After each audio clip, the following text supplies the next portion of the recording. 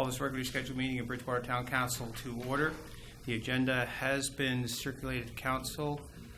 Just before we start, I would mention Councilor McDonald will be a bit late coming to the meeting. She's at another meeting that I felt was important for her to attend, the first part of that anyway. So she'll be joining us during the meeting. There is an addition that I'd like to add under new business, the Silver Economy Summit 2016. There's a document there and a request from me. Any other additions or deletions? Hearing none, I would entertain a motion to approve the agenda as amended. Moved by Councillor Tanner, second by Councillor Thorburn. All those in favor signify in the appropriate manner. Opposed, motion is carried. For announcements, for some general things in February, usually we do these a week earlier, but because of the storm, we moved council meeting. February obviously is African Heritage Month, and I would mention that the screening at the Margaret Henniger Public Library on the 18th of Honor Before Glory, the 100th anniversary, the number 2 construction battalion, the all-black battalion, will be there as part of their celebration of that month. February the 13th, obviously, was the town of Bridgewater's birthday, and we were a very young 117. I'm not sure which birthdays become significant, but I guess we've been sort of saying groups of 5, so 15, 20, 25. And February the 15th, which was Monday, which would have been normal council day, was the second Heritage Day, this year honoring Joseph Howe, and also the 51st year for our Canadian flag. So February is a significant month for us in this community and in the province and in the country as well. Thursday, January the 28th, Deputy Mayor McGuinness and I attended a Tyans board meeting, Tourism Industry Association of Nova Scotia board meeting at White Point. That was the first time that the Tyans board has sort of called municipal politicians together for a meeting to talk about tourism and the direction. I think it was very positive and profitable meeting, and I'm sure it's going to be followed by other such meetings as well. On Friday, January the 29th, I was very pleased to bring greetings at the Atlantic Police Association Provincial Curling Tournament hosted by the Bridgewater Curling Club. And on Tuesday, February the 2nd, I was invited to do a presentation to the Bridgewater Ministerial Association on what's happening in Bridgewater. It was a 15, 17-minute presentation that turned into a 2.5-hour talk. I guess ministers and politicians have something in common that we can speak for a long time. Tuesday, February the 2nd, many of us attended the school review public meeting at Bridgewater Junior Senior High School.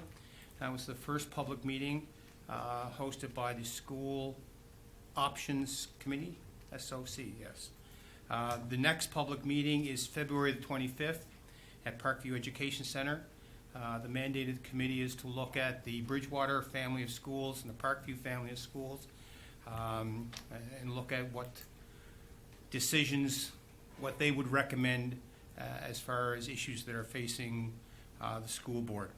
So I would certainly encourage the public that are interested in the future of education in our community, both in town and out of town, to attend those meetings and become informed about what recommendations might be coming forward. On Friday, February the 5th, we joined about a dozen others at a pre-budget meeting with Minister Delory, the Minister of Finance for the province of Nova Scotia. It was hosted in MLA Suzanne Lawrence-Croft's office. There was some politicians, some business people, representatives of the Chamber of Commerce, and so on. It was an excellent exchange of thoughts and ideas about what's important in Nova Scotia. I think one of the questions that was an interesting one that the minister asked was, if we had to cut a lot of money, what are your untouchables? I think these questions are actually on the provincial website. So it was, what are your untouchables? Don't touch that. You can touch other things, but don't touch that. So what's untouchable for you? And if you had to make cuts, where would you make them? So an interesting exercise. I encourage everyone to go to the provincial government website. I think there's a section there on the finance department where those questions are, an opportunity that you can provide input. Saturday, February the 13th, back to the curling club. Brought greetings at the 2016 Provincial Under-18 Boys and Girls Championship, once again hosted by the Bridgewater Curling Club. And I guess an advance notice, we'll be back there, I think the 18th, 20th, some mid-March for additional curling championships being hosted by the Bridgewater Curling Club. So certainly congratulations to the volunteers that are involved from the club in hosting these tournaments, and I think they're good for the community, and certainly it highlights the important role that curling has played in our community, the important role that curling club has played in our community. And Monday, February the 15th, attended the 7th Annual Challenge Cup in support of the Special Olympics. This is an annual event hosted by Michelin, featuring Michelin employees playing the game of hockey at the Lunenburg County Lifestyle Center, and they raised over $1,500 for Special Olympics. And when I first arrived for the game, I wasn't sure what was going on because the parking lot was full of cars. And it was a good crowd on hand for that event, so that was good to see. Any other announcements any councillors would like to make? No, there are other events on my calendar, but unfortunately, not feeling well as I wanted to, missed a number of them. So. Okay, presentations. We do have one achievement award presentation to make tonight, and I would ask the deputy mayor if he would do the honors. Yes, Jade Lee is a grade 10 student at Bridgewater High School. She received a gold medal from the Royal Conservatory for scoring the highest mark in Atlantic Canada and on the institution's Level 10 piano exam. The Royal Conservatory of Music is one of the largest and most prestigious music and arts education institutions in the world. Jade received the award on November 29, 2015 at the Maritime Conservatory of Performing Arts in Halifax. Congratulations, Jade.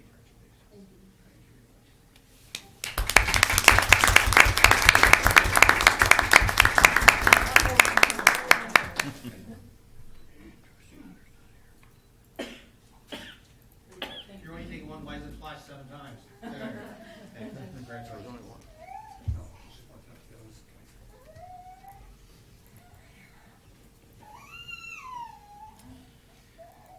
Now move to our delegation section. There's two parts to our delegation section. First part is formal delegations that have spoken to Sandra, secured a time to present. They have up to 10 minutes to present to council. And the first one is Ashton Rodenizer, Art Happening Bridgewater, update and support request. Ashton and helpers. And helpers, and helpers. Okay, so hi, I'm Ashton Rodenizer, and I'm here with Nicole Blinn and Charity Fraser this evening. And yeah, we are here to talk about Art Happening, which is an accessible arts and culture community center, which is raising the social and economic structural bar for the town of Bridgewater and surrounding area. So I just want to bring to your attention that you should have received from us our budget, an infographic with some information on it, and some support letters from us within the last week. So we're here to ask council to consider Art Happening for a 3-year funding commitment. So throughout this presentation, we'll be sharing some background story, some of key milestones, some of our successes, and social and economic benefits, and our vision moving forward. So here we go. Maybe not.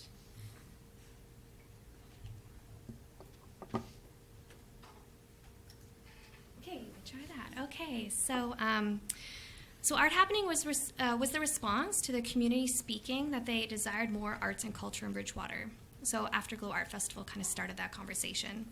So it was created by passionate citizens, volunteers, skilled community engagers, and facilitators. And some of our values that kind of root us in our organization is that everyone has something to teach and to learn, to build resiliency within individuals and the community at large, that we are an inclusive space, to contribute to the sustainability and revitalization of Bridgewater, especially downtown core, and to connect to the natural world. So some things that uniquely set us apart is that we are a truly intergenerational space. We're filling gaps in the community for accessible, creative opportunities. We're an all ages venue for programming events and more. And we provide innovative opportunities within a community development framework.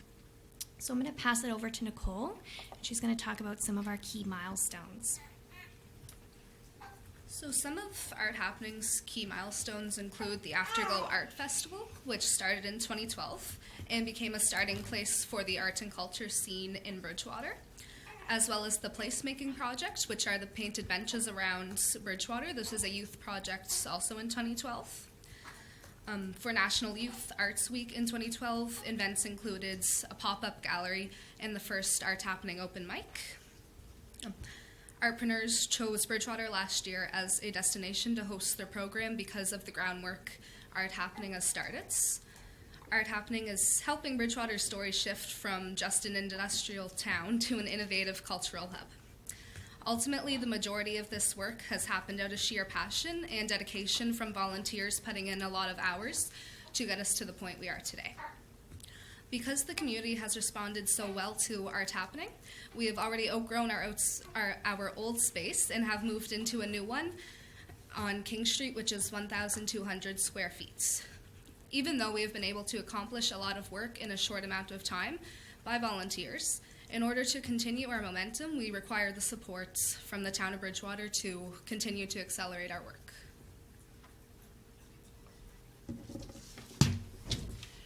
Okay, so it hasn't been an easy road, but we've put in a lot of hard work and done well. We've created an inclusive space where we have a great music scene, and we've engaged people of all ages and backgrounds who are involved in a variety of artistic mediums. We've engaged with and developed relationships with artists, community members, and organizations around the importance of creativity. And our core team has grown into a dynamic group of community members.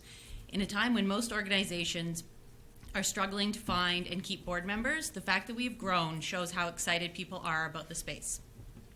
To date, we've had successful funding through grants and donations, mostly project-related, which we will continue to pursue because we see so much potential for growth, especially in our new location. So as is mentioned on the infographic that you received, there are real risks for people who feel socially isolated. And Art Happening is working towards reducing barriers so that people feel a sense of inclusion and community. We're using the medium of art to create a safe and inclusive community gathering space that is low cost or free with open-ended programming that is flexible and accommodating, allowing the community to make unique connections.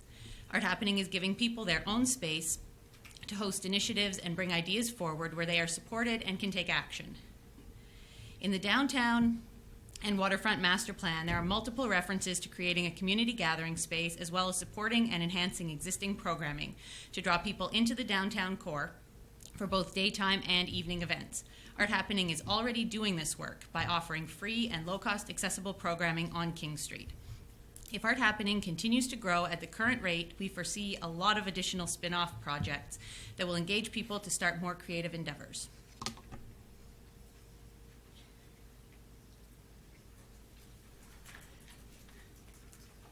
Okay, so some economic drivers. So also in the infographic, we've provided some well-researched statistics around how arts and culture can be an economic driver in communities. So the fact is, a lot of money is leaving Bridgewater. Up until recently, we've been having to leave Bridgewater to go and experience art and culture. From the stats in the graphic, you will read that citizens attend cultural events and spend their dollars on artistic endeavors. The fact that Bridgewater hasn't had a place to frequent to be able to spend their money means that this is a loss of money for the town. Not just for cultural experiences like musical and theater performances and the like, but the surrounding businesses like restaurants, shops, and more are missing out on additional revenue. New businesses may choose downtown Bridgewater as a destination to start their business because of the cultural scene Art Happening is now bringing to life along the street. You've received letters of support, and one is from Andrew Button, who is starting the Co3, the new co-working space on King Street. In his letter, it states, Art Happenings plans to relocate to a space right across the street from Co3 played a big part in my decision to locate my business to the town of Bridgewater. This is a clear-cut example of how Art Happening is attracting innovative businesses already. There is a lot of possibilities for more businesses to be attracted to King Street and Bridgewater in general because of what we offer as an organization. Because we are a unique industrial town, we need to embrace that there are industries that are worth visiting the town to see. Arts is an avenue in which to bring people, local, regional, and from afar, to the South Shore and Bridgewater, increasing our local and regional economic stimulus.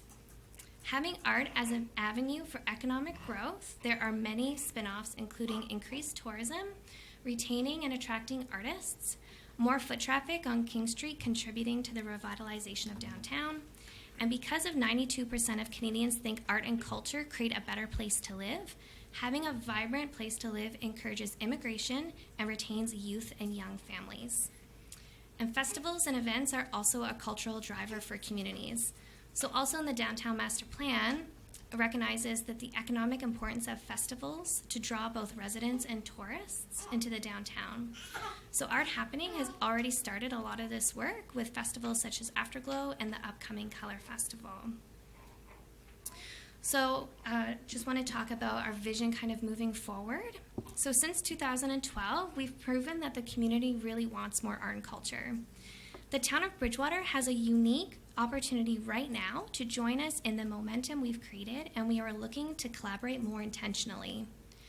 We have worked really hard to develop the organization from the ground up and have asked very little of the town of Bridgewater to support us financially in our startup process.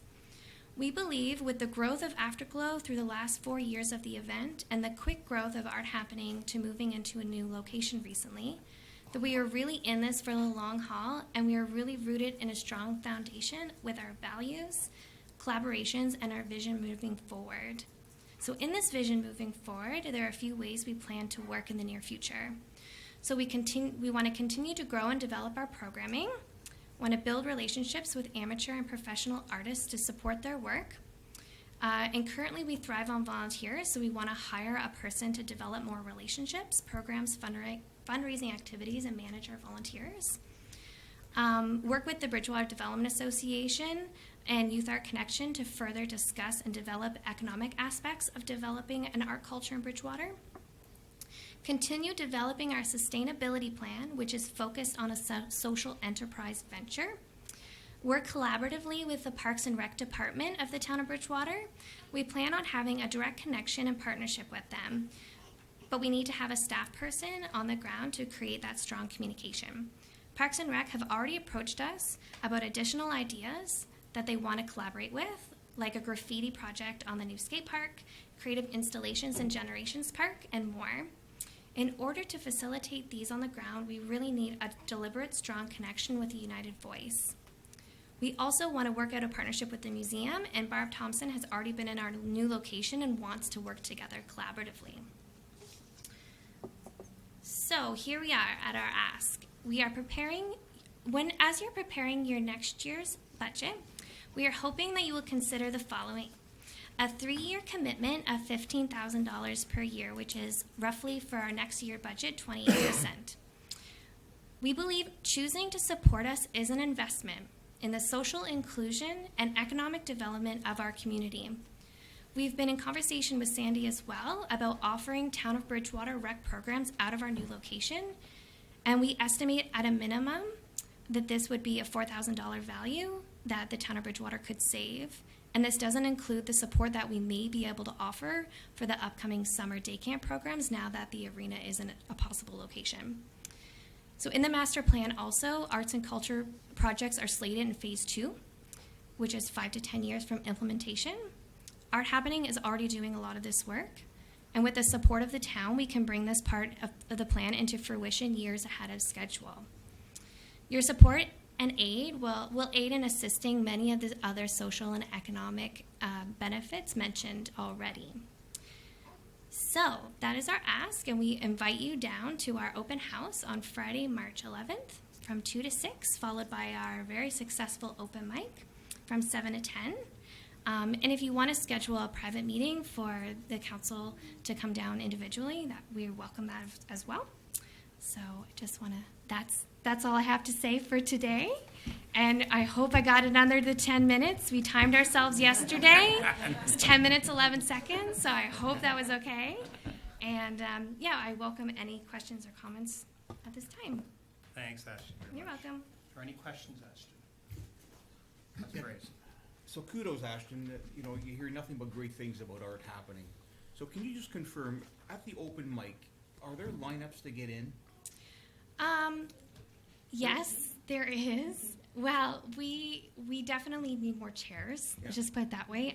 We estimated about 70 people showed up at That's our amazing. one that we just had on this past Friday. Yeah. And we had actually, we grew out of our space very quickly, and that open mics was a big part of that. Yeah. Because we couldn't fit everybody in. And when you can't fit everybody in, then people won't come back because they feel like there's no space for them. But yeah, from right from 7 o'clock, I showed up right on 7 on the dot, and it was packed then. So yeah, and in some of our successes and learnings, like we can't share everything in this short presentation. You know, that's where we're going to use some of our focus in terms of a sustainability plan, because we don't want to be coming back in 3 years and asking for more money. So you know, your support will help us give us time to create a really strong social enterprise sustainability plan. And from our successes and learnings over the past year, music is a strong piece in that. So we're really going to be more deliberate in looking at that. So what happens at open mic? I haven't been yet. Well, you So should so- come. No, I know that. So what type of people would go to open mic, and what would happen? 'Cause 70 people is pretty impressive. It is impressive. I'm pretty proud to say that it's a very eclectic bunch. So I'm just going to use the last one as an example. We had storytelling, we had poetry readings, we had spoken word, we had musicians coming and playing guitars, and we had a girl actually come from Halifax to play accordion, which was pretty incredible. Yeah, and people, what I really like is that we're really at the root doing capacity building at its finest, because we had, I'm going to totally put her on the spot, Nicole here. She came to some of our open mics and was an audience member, and then, you know, because it was such a supportive environment, she got up and did spoken word, and now she's gotten involved more. So yeah, it's quite an eclectic. It's not just, you know, guitars and music And the that ages? way. A pretty big range. Yeah, like we've at this last one we attracted quite a lot of youth, but also very, very intergenerational. I think that there was a woman at one a few months ago, and I think she told me she was like 89 or something. Wow. Yeah, it was pretty impressive. Yeah, Most Bill's age. yeah. Great. Okay, thank you. No shots at Bill. Any further questions? Councillor Tanner. Ashton, what would be the typical demographic breakdown you'd see on these kinds of nights? Like, is it split 50-50 roughly between older people and youth, or like, can you I speak guess to that at all? yeah, I guess I just try to Yeah. answer it right now, but it's quite diverse. Yeah, And that's why in our presentation, really trying to hit home that this space is really, really intergenerational. Okay. That we, Okay. you know, of course that was always the goal, but, you know, very proud to say that very quickly we were able to kind of get that. You know, there's different programs that might attract a different kind of crowd Okay. that people might be running out of our space in the near future that might just be for youth or just for Okay. the elderly or whatever. But you know, our open times, like our standard kind of like open studio times and open mics that are open to everybody, we are seeing a really, really good cross blend of ages and people Okay. coming out to them. So, yeah. Just one more. Is Afterglow part of Art Happening as an organization, or is it a separate entity? I like to How's- consider a bit of a branch. Okay. Because I started Afterglow in 2012 by myself, just alone.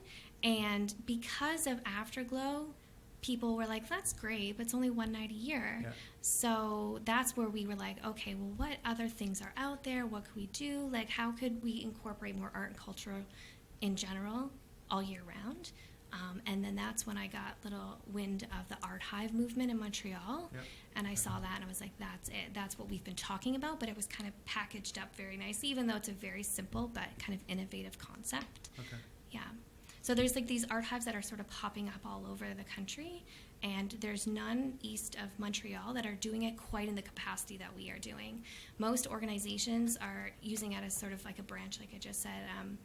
You know, they have another nonprofit or a business, and they're using sort of art hive type model things Okay. about it, but we're actually quite, I always, whenever I see people, I remember saying to David Walker, like, this is a really big deal. It is a big deal because we are, like, doing something that nobody east of Montreal is doing. Like, we've decided to create this thing for this purpose, not try to branch it off something else.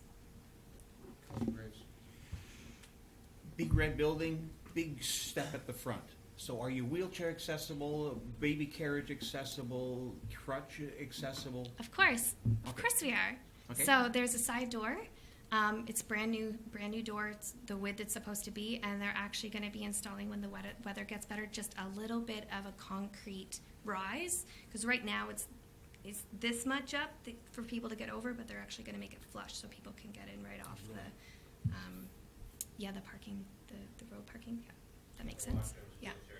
And yeah, the washroom is wheelchair accessible as well. That was really, really important when we found our first location. It was sort of wheelchair accessible, but not really. It wasn't ideal, but it was extremely, extremely difficult to find good rent on King Street, because King Street was really important to us, because we could go anywhere in Bridgewater, but contributing to the revitalization of Bridgewater and being on King Street was so important to us that, you know, it was really difficult to find a place that was wheelchair accessible. So we're very, very happy to build a relationship with the landlord that we have right now in our new location to accommodate everybody. Councilor Milne? You're 1,025 square feet, did you say something? What did you say, 1,000? 1,200. 1,200, okay, so 1,200. what is your maximum capacity for a building that size? Like, just how many people could you? It is a good question, and it's on my to-do list to connect with Graham. Would he be the right person to connect with? Yeah, about what our capacity is. Yeah, I'm just thinking that you said you had 70 people in there, and I mean, I'm thinking, you know, you guys start growing even bigger. Like, how many people can you accommodate safely, and then what happens then? Yes. You know, do you Then still what outside and happens have, then do you move to where? Yeah, and I guess, like, you know, part of this organization is that it's we really see the potential for ripples, and it doesn't necessarily mean that it's stuff that's going to be housed in our location. You need a location to be able to build that capacity and those relationships with people, to be able to give them the confidence and skills to go on and create other cool things, right? So we're a bit of a launching pad as well, that I feel like, you know, it could potentially be, you know, launch into bigger avenues, like I think I mentioned about like other festivals and other cultural projects. Does that sort of answer your question? Yeah, and I'm also thinking, like, on a Friday night, maybe you have your open mic in our new area downtown, like by the water. There might be That something. would be awesome. Yeah. And I've already talked to Sandy a little bit too, because we're creating like directories of like, I've got like a 5-page list of every musician that I know about in Lunenburg County. So kind of really being intentional about sharing those connections, and then you know, really, and being more intentional in creating things that, you know, really work collaboratively in that way. So yeah, definitely open to that for sure. Yeah. Can I ask one Councillor more? Tanner, yes. Sorry. I've never gotten so many questions here before. I'm prepared. That's a good sign. I said they might ask me this, so I'm going to write this down. No. Ashton, the budget you presented is March 2016 to February 2017, and I assume this would have to go through our budget process here. Because we're a significant portion of that budget, including MODL for that matter, so we're at 18.5. How are you able to wait until May or June to receive funding like this? Cash flow wise? Of course, Yeah, sure. We can make it work. If we need to wait for your money, we will wait for your money. It's All right, okay. no, thanks. Yeah. Any other questions to Ashton? I It's really. not hard to see your passion. Thank you. I really appreciate your time, and I do understand that this is outside of your, funding guidelines. So I really do appreciate you taking the time to really look at it and consider it. Thank you. Thank you very much. Okay. Council will refresh their agenda. They will notice that there is a proposed motion now. I think it'd be appropriate to deal with that now if council would like.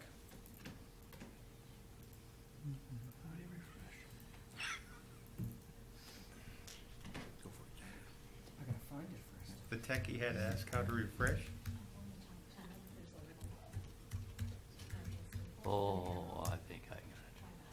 Oh, look at that, eh? Huh. Yeah, look what popped up.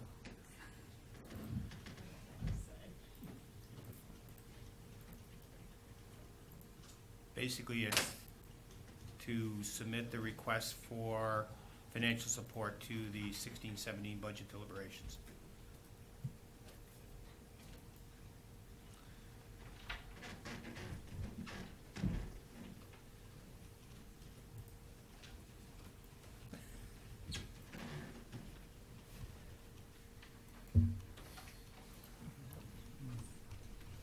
Did anyone? Councilor Tanner. I move the town council for the town of Bridgewater refer the request for financial support to the 2016-17 budget deliberations. Do we have a second? I'll second it. Seconded by Councilor Mailman. Councilor Tanner. I assume this falls under the Department of Recreation and Culture's budget automatically? Or grants to organizations. Or grants to Or organizations. grants to organizations? I think it's now in the hopper, in the process, Okay.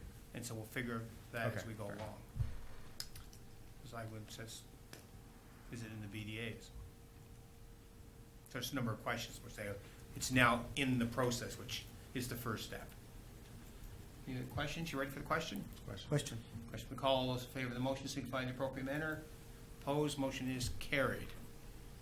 Our 6:30 delegation, Tony Walters on Smart Community Consulting proposal, is not here. So we will promote Rosemary Lonis, Helping Nature Heal. So we're a little bit ahead of schedule. I'm just going to do a quick little intro to Rosemary. I'm sure you're all very familiar with her, but I just want to reiterate that Rosemary is the owner of Helping Nature Heal, an ecological landscaping company, and a very, very community-minded business that gives back to our town and to our community in a big way. What I've learned from Rosemary over the years is that she's passionate in her belief that we must care for our earth, and that we must also care for our town. She's passionate that we need to have clean water, clean air, and healthy food to eat. And I think I'm correct in saying that Rosemary believes that Bridgewater should be a sustainable place to live. Some examples of her commitment include her work with the Bridgewater Community Gardens Network. In 2015, she provided, Helping Nature Heal provided approximately 150 hours of staff time in-kind and donated materials, resulting in quite a few thousands of dollars worth of support. She also supported, and Helping Nature Heal supported, the Growing Green Festival, providing 120 hours of volunteer staff hours for this event alone, and donated $750 in materials. Rosemary generously and freely provides knowledge, or shares her knowledge and expertise with myself and other members in her community. I think of her as like a female kind of version of David Suzuki. She really, she helps. She's helped us in many ways that you may not always be as obvious. She helped when we were looking at poison ivy. She provided me with feedback on that. She's helping with her rain gardens at the Generations Active Park. She's helping the Blue Nose Coastal Action Council. And she's given information and advice on the Bridgewater's Brookside Cemetery Pond. And she talks to us about her helping us with erosion control problems that we may have around our ponds and that. So she gives us a lot of help and a lot of assistance, and a great addition to our community. And now I'd just like to bring Rosemary over to, she's going to talk a little bit more about a continued partnership with the Bridgewater Community Gardens Network. Great, thank you. All right, well, thanks everyone for having me here this evening. We have chatted many times in the past about the Bridgewater Community Garden Network, and I'm here this evening to just give you a little bit more info. And our little button thing is not working around. So here we go. I should have got Ashton to show me the model. So it's really wonderful that our town has a sustainability plan, because that is how I've been driving my business since 2001. We're celebrating our 16th year this year, and we're pretty excited about that. And so you've all seen the sustainability model in the past.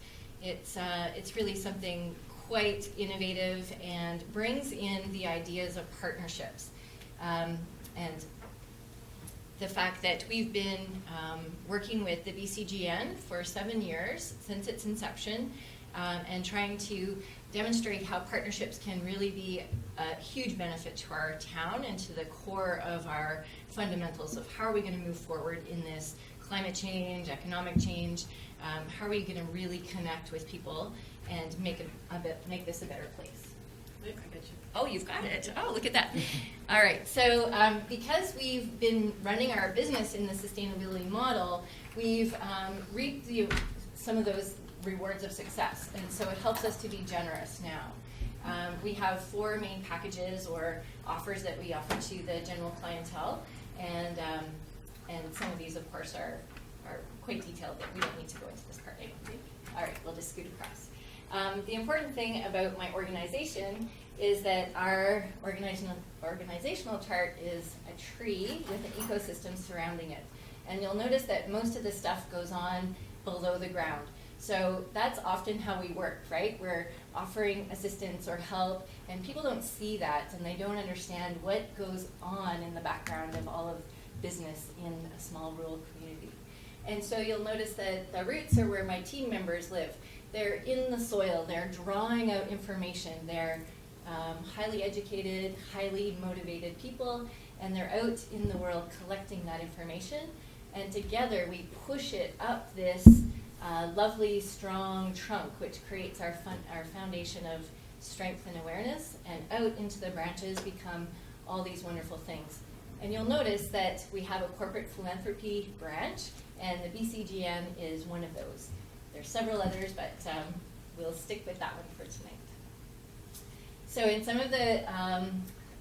of the great things that we've been doing in this community, of course, the BCGN is top of line, which also includes the Edible Tree Program. I've been a member of the Sustainability Plan, on the Downtown Bridgewater Plan, Seeds of Diversity, keeping our seed freedom available to other people and communities. We've built outdoor classrooms at Bayview Community School, Mahone Bay, Parkview School, as well as on the committee now for an outdoor nature playground in Mahone Bay again. Of course, we've been a major sponsor of the Growing Green Festival since its inception, and we contribute heavily to that program. This is our 10th annual CD Saturday that's coming up this weekend. It's being held at the Mark. Last year we had over 200 people come and exchange, buy and sell and trade seeds. And it's a really great way to make sure that food security is available in our community, so that no one can say that food is too expensive to eat, right? The seeds are there for free. People can trade them, they can exchange them, and if they don't have anything to trade, they can just take what they want. And we encourage all the members of our local food banks in Bridgewater, Mahone Bay, and Lunenburg to participate. We also have community feeders out into the schools and whatnot to bring young people in and learn about growing food. At our CD Saturday event, we have over 24 vendors and suppliers of organic materials that one might need for growing seeds and creating food. And they're all there to offer up their support. It's a 10 to 4 event at the Mark.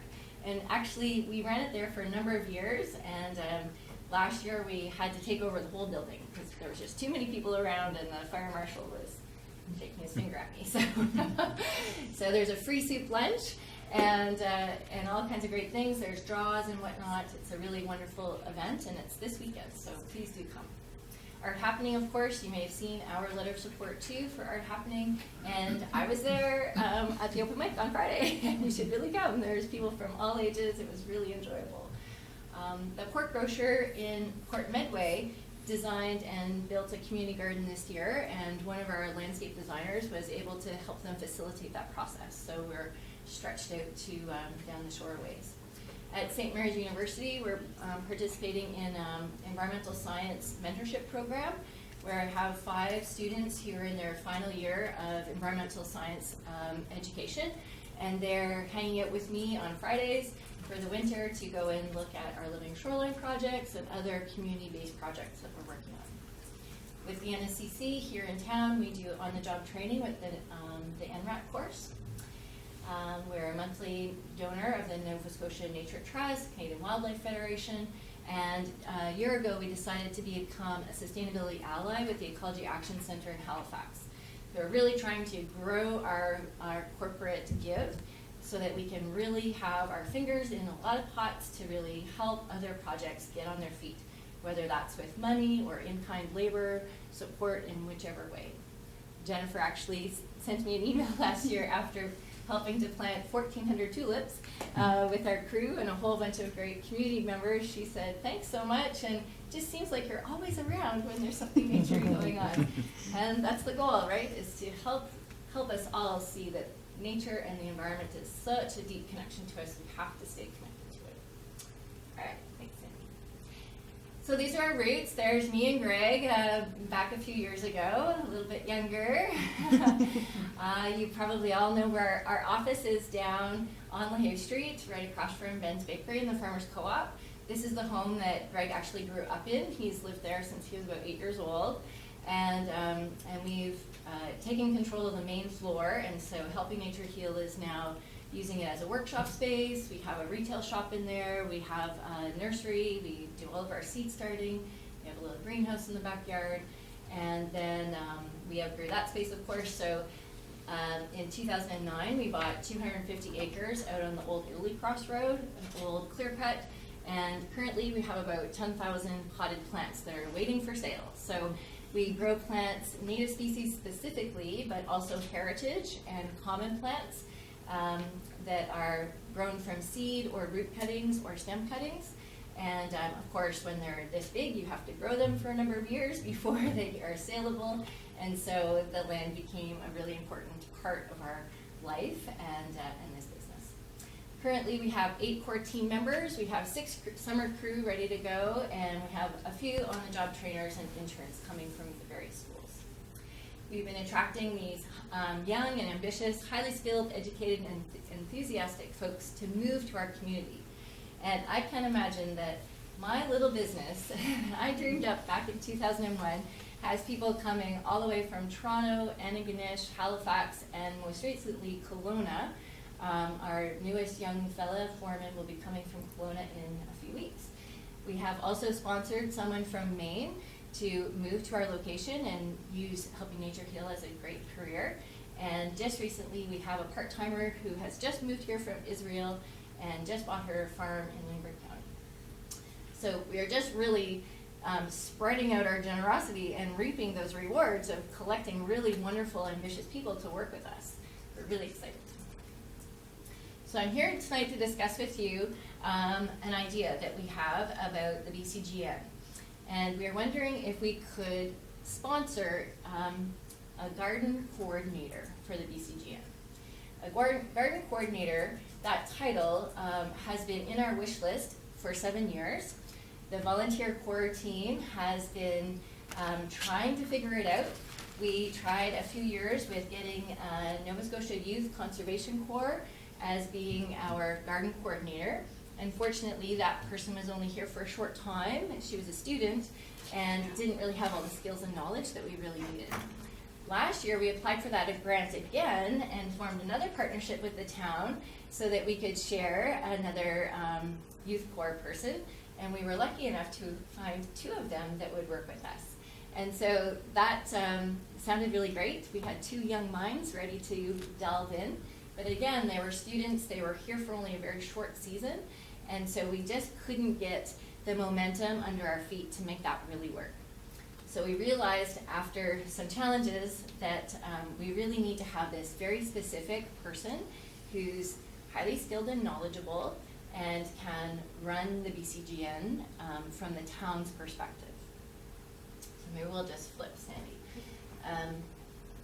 So the BCGN has been a town program for 7 years, and since its inception, we've been using the sustainability model, but it was skewed more heavily on the social side, where we were looking to volunteers to facilitate and coordinate the whole program. And this became a little challenging because, of course, volunteers were taking care of program finances, applying for grants, overseeing other volunteers and gardeners, and providing programming and events. It was a lot to ask of, and our volunteers are tired. And we really feel like we need some structural support from the town. And so I'm proposing something that I've seen in the news lately of a really great partnership between the town pool and O'Regan's. And I don't know the details of that partnership. I just know that if we can help out in a similar sort of fashion, then maybe this program will be a bit more successful and more long-term. Okay. So what if Helping Nature Heal offered $25,000 over the course of the next 5 years and provided space, office space for a garden coordinator? And what if all of the programs of the BCGN were included under that umbrella? And so what if this encouraged other businesses to do similar? The O'Regan's partnership stimulated in my mind that, hey, I can do something a little more. I can help out a bit more than what I've been doing lately. And so wouldn't that make our town more attractive? Wouldn't it make other businesses want to come in and support other ideas as well? And wouldn't that all kind of wrap up nicely with our sustainability plan? I'm a big fan of the TED Talks, and Al Gore's latest said that we can no longer rely on our governments to solve our problems.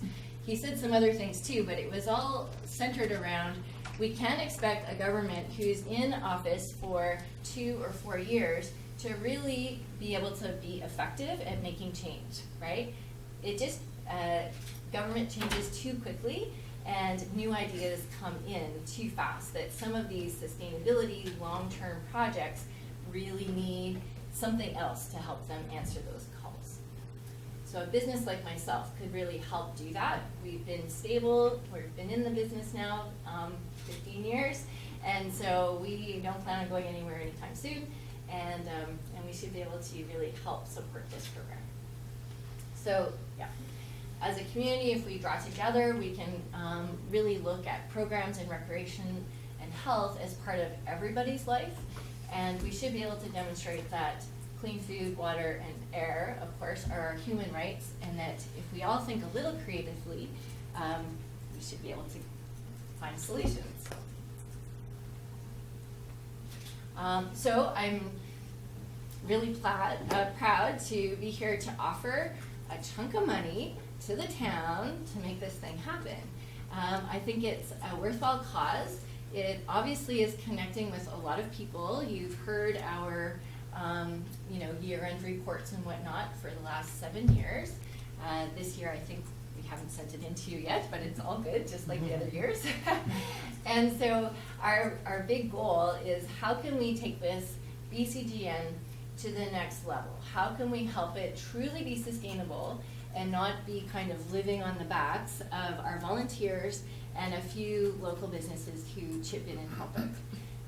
So this way, if you accept my offer, I hope you will, and I hope that that money, of course, I've been talking with Leon and Sandy about it, and the money would be a partnership that would go towards the hiring of this position, the garden coordinator position, which would be housed under the Parks and Recreation Department. So Sandy would facilitate that relationship, and I would simply be donating this money to the program.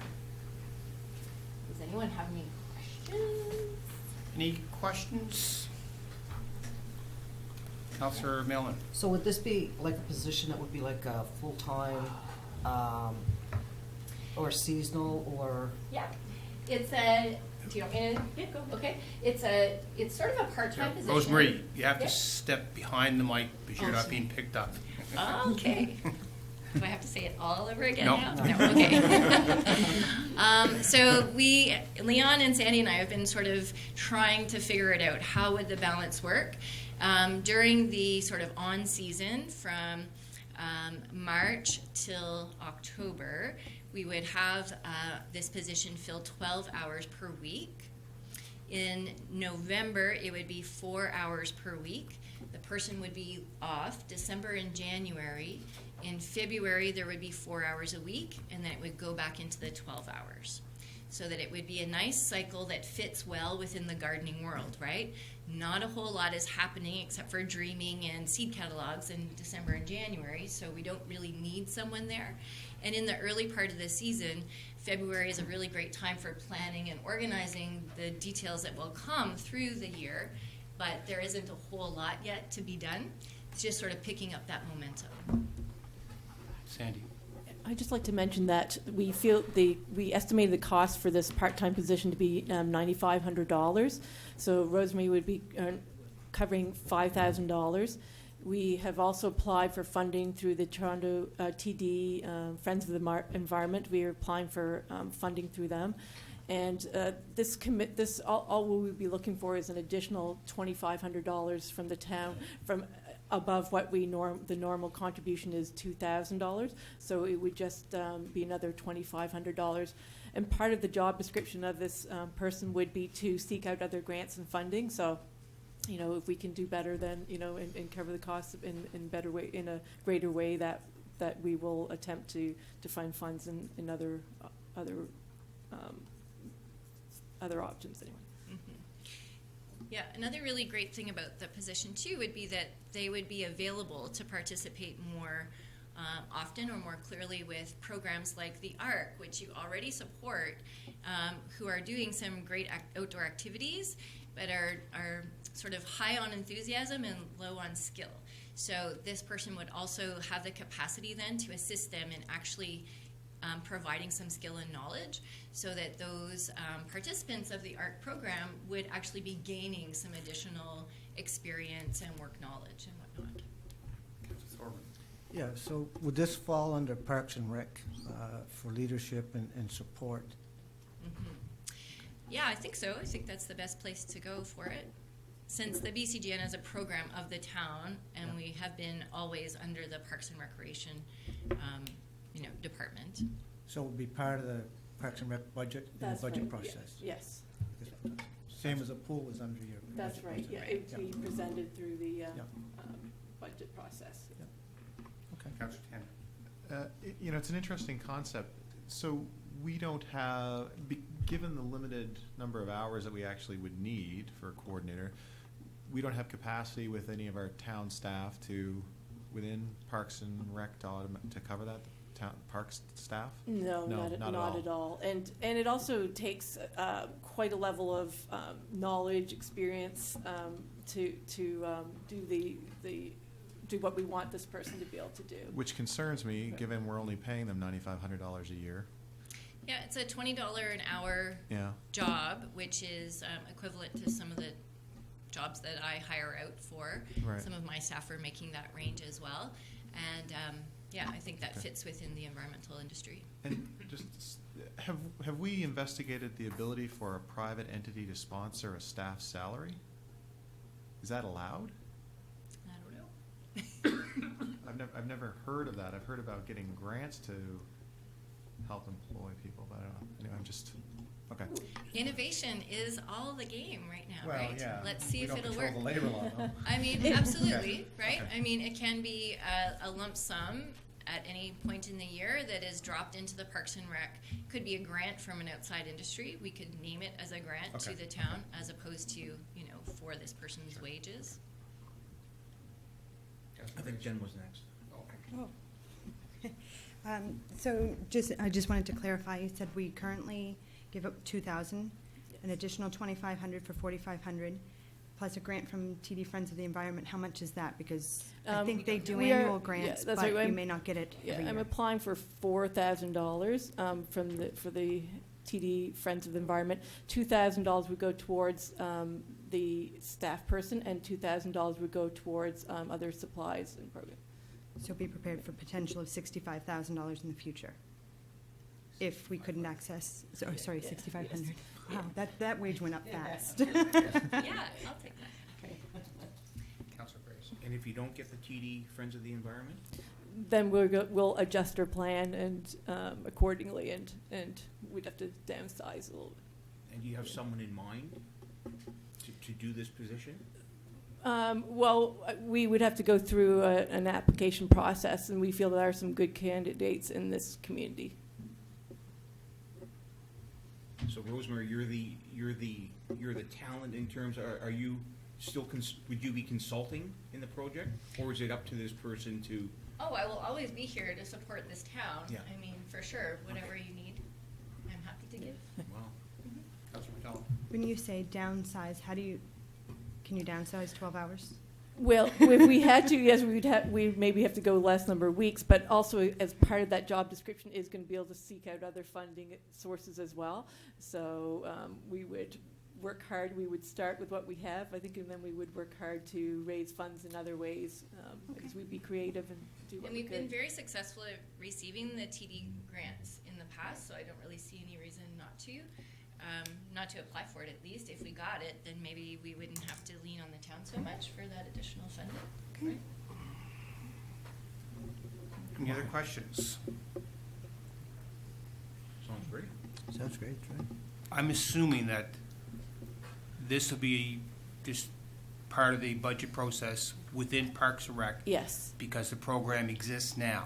yes. And the offer from Rosemary will just be part of that discussion at that time. That's right. I'll have So to this is not something we have to refer to the budget process, because it's already in the budget process.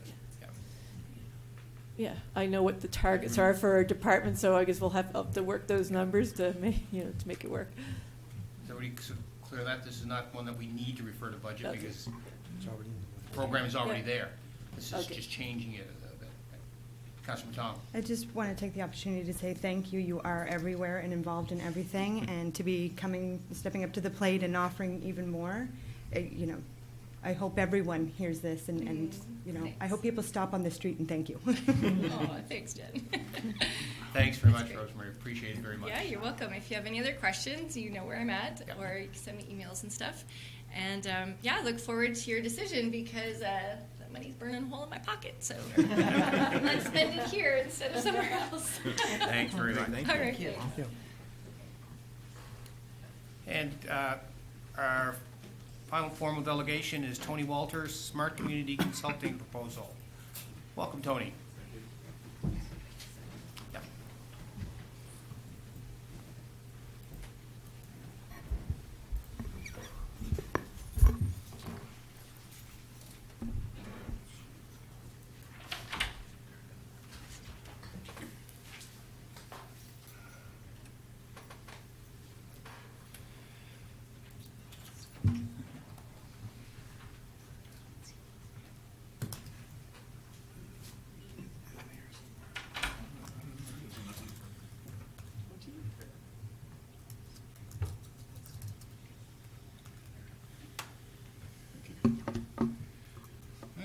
Good evening. I'm sorry I missed my slot. I was actually out there at 6, but I was too polite to just barge in here. So I'm sorry about that, but we're there. So we've got a limited amount of time here, and it's a large topic. Now, hopefully, I've been able to compress this into a meaningful, discussion and presentation, and it's really the meat of what we would be trying to achieve. So.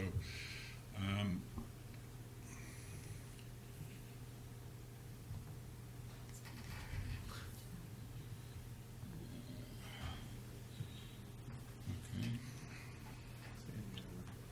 I just pressed the arrow, right? It should be. Some people have had trouble with it tonight.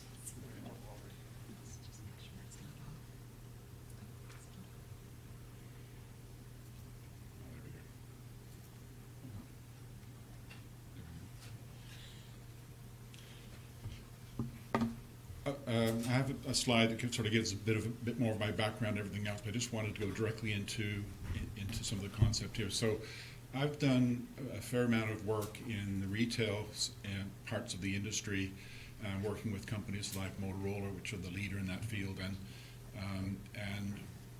and over the last 2 or 3 years, I've been trying to synthesize the concepts that we see that are happening in retail and how to apply that into a town or community setting to drive increased business in terms of tourism and visitors. So I kind of look at this slide here, which comes from presentations that I've done in the retail side, and I say, here we have a visitor coming into the area, potentially, and it's kind of looking a bit lost. Where can I go? What can I do? Where do I find things? And this is kind of the sense of what we're trying to grapple with.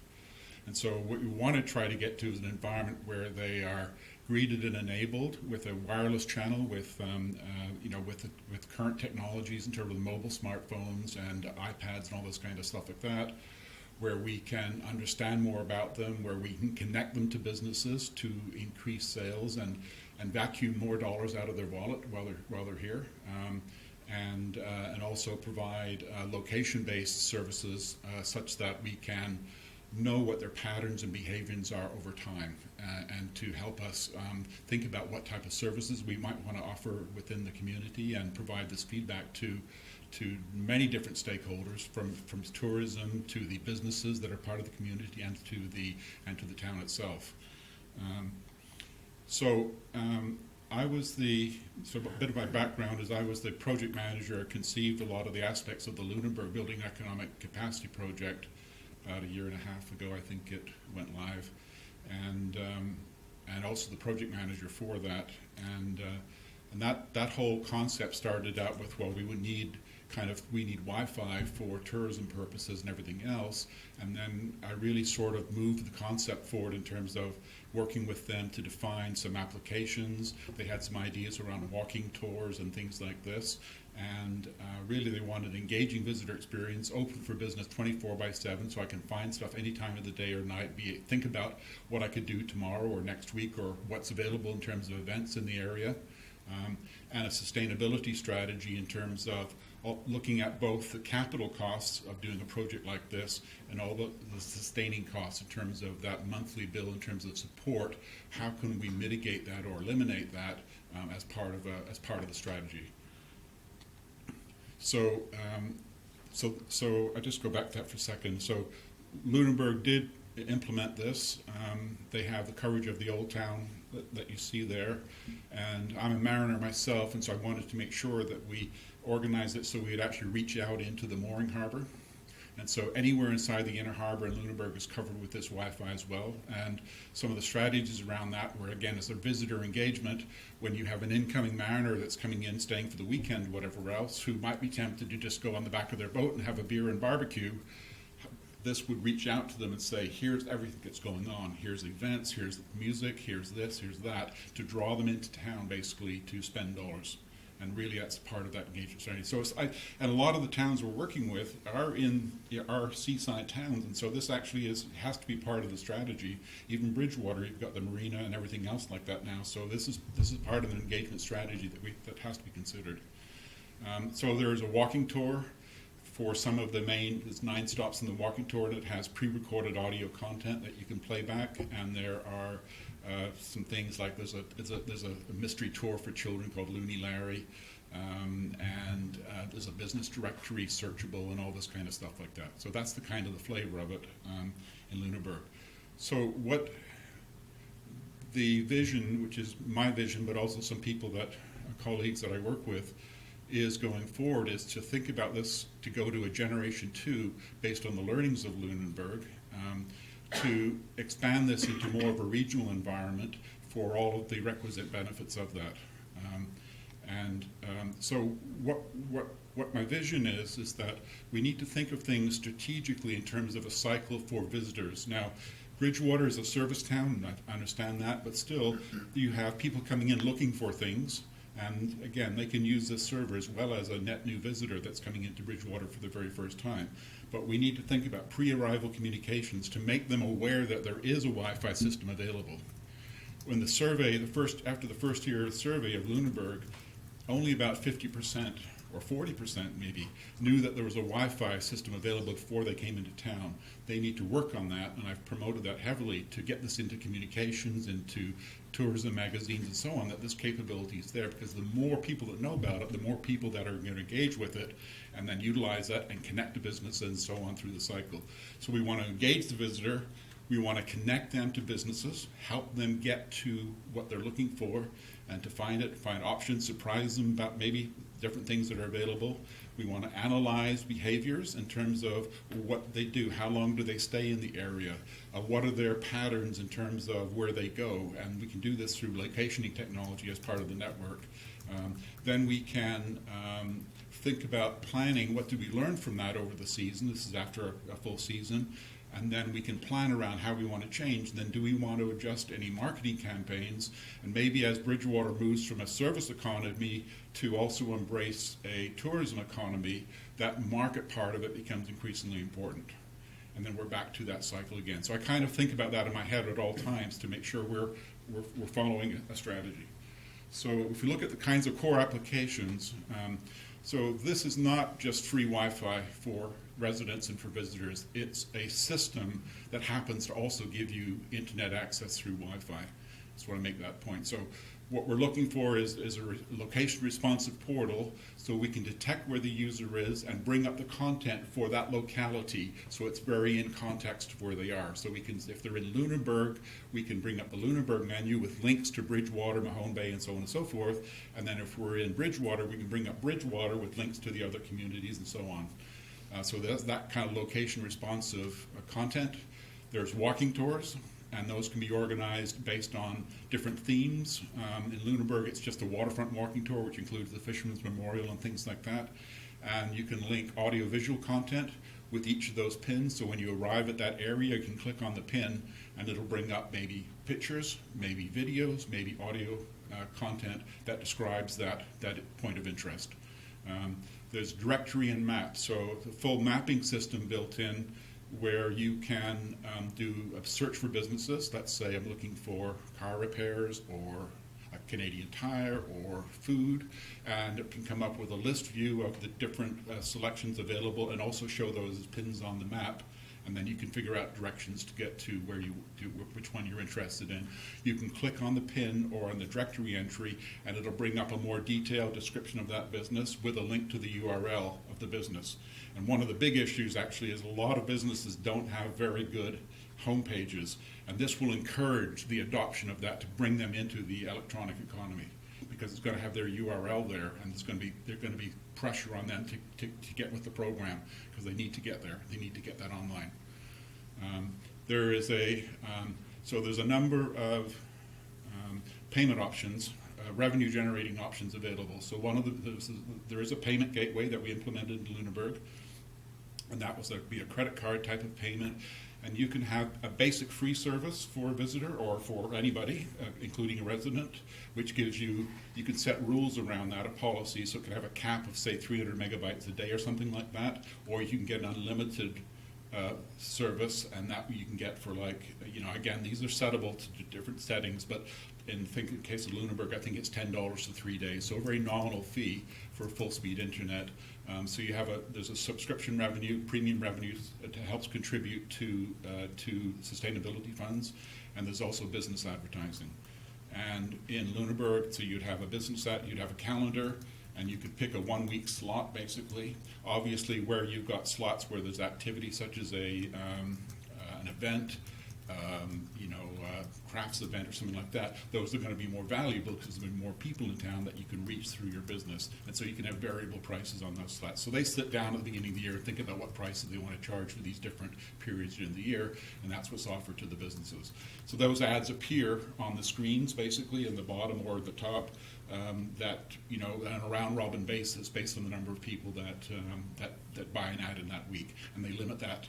Again, it's just their particular policy. They limit that to 8 ads in a particular week, but you could change that lower or higher. What's on calendar, which is, I think it's an obvious thing where the ability to add an entry into a calendar from a business perspective in terms of an event, the ability for an events organizer to plan this, and the ability to have a read-only version of this for the visitor to see that on their smartphone as to what's going on today, what's going on tomorrow, what's going on next week. Again, encouraging them to stay longer, spend more money, this kind of thing. And then the last piece, which will come a little further along, will be the full analytics, which will give the ability to do quite detailed analysis of visitor behavior in terms of when people arrive in the town, different times of the day, how long they're around the town, in terms of how long do they stay. Are they just in and out to purchase something and then leave, or is it a visitor that comes and stays at a hotel and is here for a couple of days, this type of thing? It gives us we can recognize if it was a returning visitor or a net new visitor, so we can see the balance of new people arriving and visiting versus people that are returning, and we can give different types of location analysis. So, and this is all anonymous. We don't track any people type of issues, but we can track where people are spending their time in terms of different zones. So we can actually break up the town into different zones, which would be, say, a 2-block radius or something like that, and then we can see where people are spending their most time and everything else. And from an analysis point of view and a planning point of view, and also from a business's point of view, this type of data will become increasingly important going forward to give you a sense of what's going on in terms of where people are spending their time. And the directory search, of course, we're going to track what people are searching for. So over the course of a whole season, we'll see that 10,000 people search for coffee, 5,000 people search for this, and that information again can be part of the analysis feedback to the stakeholders at the end of the season to do consideration of what activity is going on. So mapping is, you've seen Google Maps and everything else, and this is just a variant of that. Has pins for different businesses. You can have points of interest or businesses. You can specify a walking tour, which would be a different color of pin, so say yellow for a walking tour, and then you could give the person, start here, and it's going to take about an hour and a half to do this walking tour, and here are the stops that you would go on and stuff like that. One of the interesting areas, maybe partly selfish because I'm a mariner, but nautical charts is an area that I've always wanted to bring more of that online and available to coastal communities, because when I come into a community, I'd like to be able to see this myself. And the Canadian Hydrographic Service is very picky on where they allow you to use those charts, because they charge for them and they don't want to lose that revenue source, because it's all intellectually property protected. But they are open to incorporating a view only of the different communities in the area as charts that would be available within this mapping system. So at least you'd be able to view the approaches coming into the harbor. You'd be able to see the buoys out on the river here at La Havre, and you'd see different things like that as part of a nautical thing. And this is what sailors and mariners would love to see in terms of being able to do that. And nobody's doing that in Canada so far. And I was very encouraged that they were supportive of trying to make this happen. So hopefully that'll happen this year as well. So we looked at, I've interviewed informally a number of people within Bridgewater, including the Downtown Rejuvenation Committee. I did a presentation there. And this is kind of the sense of the coverage that is desired.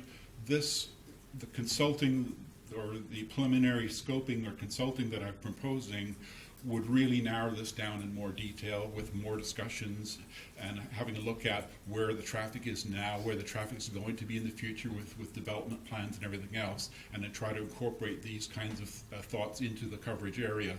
An outstanding area that I think should be included is the big box area with the Walmart and everything out there. And I didn't find out until just a few weeks ago that actually was a part of Modal's jurisdiction. So I reached out to the mayor. The mayor's interested, but hasn't been able to get the right people in front of me yet to try to get him on board. Maybe there can be a discussion between if you decide you want to proceed, between yourselves and that mayor and Modal to bring them on board, because that would be a very small part for them to contribute to be a part of this overall network. And I think that would, and he seemed quite supportive of doing that. Any questions about the coverage, or do you want to wait till later? Go ahead. Well, no, you're at 13 minutes now, Okay. and delegations are Okay. 10 minutes, so we have to wrap this up quickly. Okay. So from a COA's perspective, as an example, which is an important element of a funding strategy, they are very much more interested in a regional expansion of the Lunenburg system rather than an individual community. And so we've done some preliminary analysis of the different locations of where these communities might be and how we might connect them up wirelessly. I won't spend too much time on that because we are short on time. There's a couple of other things that I need to get through here.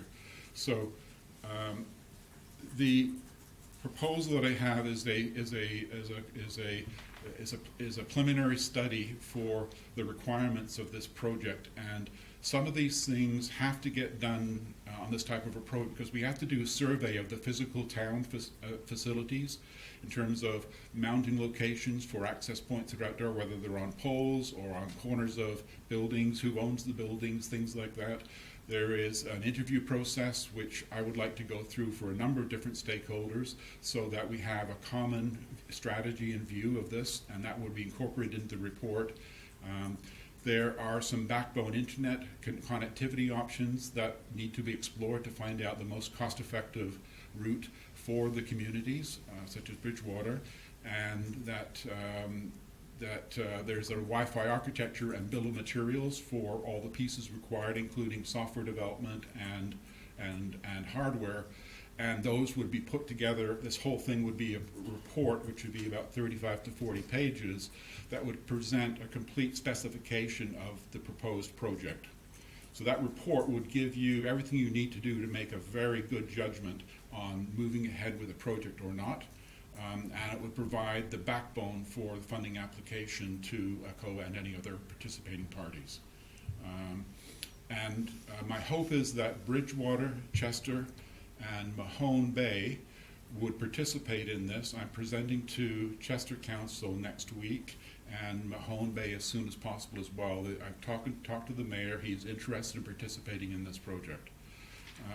So if you look at the overall cost, would be something around about $45,000. And if Bridgewater decided that they just want to focus on doing that because we don't want to wait for the other parties, you might look at something about $15,000 to get this report done, which would then be the basis for specifying the project moving forward. So that's that. So the decision flow is I'm presenting to Chester Council next week. Mahone Bay, I'm still waiting for them to get all of their people together, but I hope that's very soon following. And then the decision would be, so there's kind of another step here, hopefully that we'd have more communities that go into this, that would feed into a decision from Bridgewater. I am hoping that Bridgewater would be in a position to give a provisional authorization that they wish to proceed with this, subject to the rest of the negotiations with the towns. And of course, you would have to come up with a cost-sharing formula that makes sense, and I can assist with determining that based on the estimated number of access points or some kind of metric like that. And so from our perspective, focused on smart community tourism and business development, technology architecture. So it's a match of technology and matching that to business requirements and business strategy. We have been investing in a Wi-Fi managed service to make this even lower cost for communities, to save the communities from having to support the environment themselves. And there's a lot more coming up on that in the near future. We obviously are interested in project management. I would be the executive project manager on this type of a project, and then we would have subcontractors such as technology companies like Nova Communications or something like that would provide the hardware under overall direction. Again, the type of projects I've been involved in are the Lunenburg Tourism Project. I was the project manager, and specifications for all of the Clearwater Seafoods processing plants in Nova Scotia, Newfoundland, and the U.S. That was implemented over the last 2 years. Did a lot of work for the Waterfront Development Corp, and I am the I was the volunteer chair for the Tall Ships Festival for IT and Communications back in 2012, and I've been asked if I would be able to attempt, would I be interested in doing that again, assuming funding moves forward in 2017 for probably quite a bit bigger event of that. And, you know, various types of yacht clubs like Royal Nova Scotia Yacht Squadron. So that's about it. So I'd call for questions. Jennifer. I have a few. The part of your process is mapping out the town and what exists here. So I don't think the LCLC, our Lifestyle Center, was included in that in the coverage map. But that would be part of your process. Is looking at. Yes, I mean all I could do is a preliminary, just do some preliminary discussions with people to come out with an estimated area. But critical is to meet with everybody that's interested in this to make sure we get the proper coverage done, and that then is going to drive what the bill of materials will be, because that'll tell us how many access points we need and where they need to be located and everything else. Okay. Any other questions? Councilor McDonald. Okay, so here's the really stupid question. Is this an app? Is this something I search on my phone? How do people know it exists when they arrive in Bridgewater? Yes, it would be. So when you come into Bridgewater on your smartphone, you'd see, and you probably see this now when it sees a new Wi-Fi network, it'll say Bridgewater Wi-Fi network. Come up there, and then you can join it, basically connect to it, just like you would do when you're going into any Wi-Fi network. And then as soon as you go into that, it grabs your connection and presents you a portal page.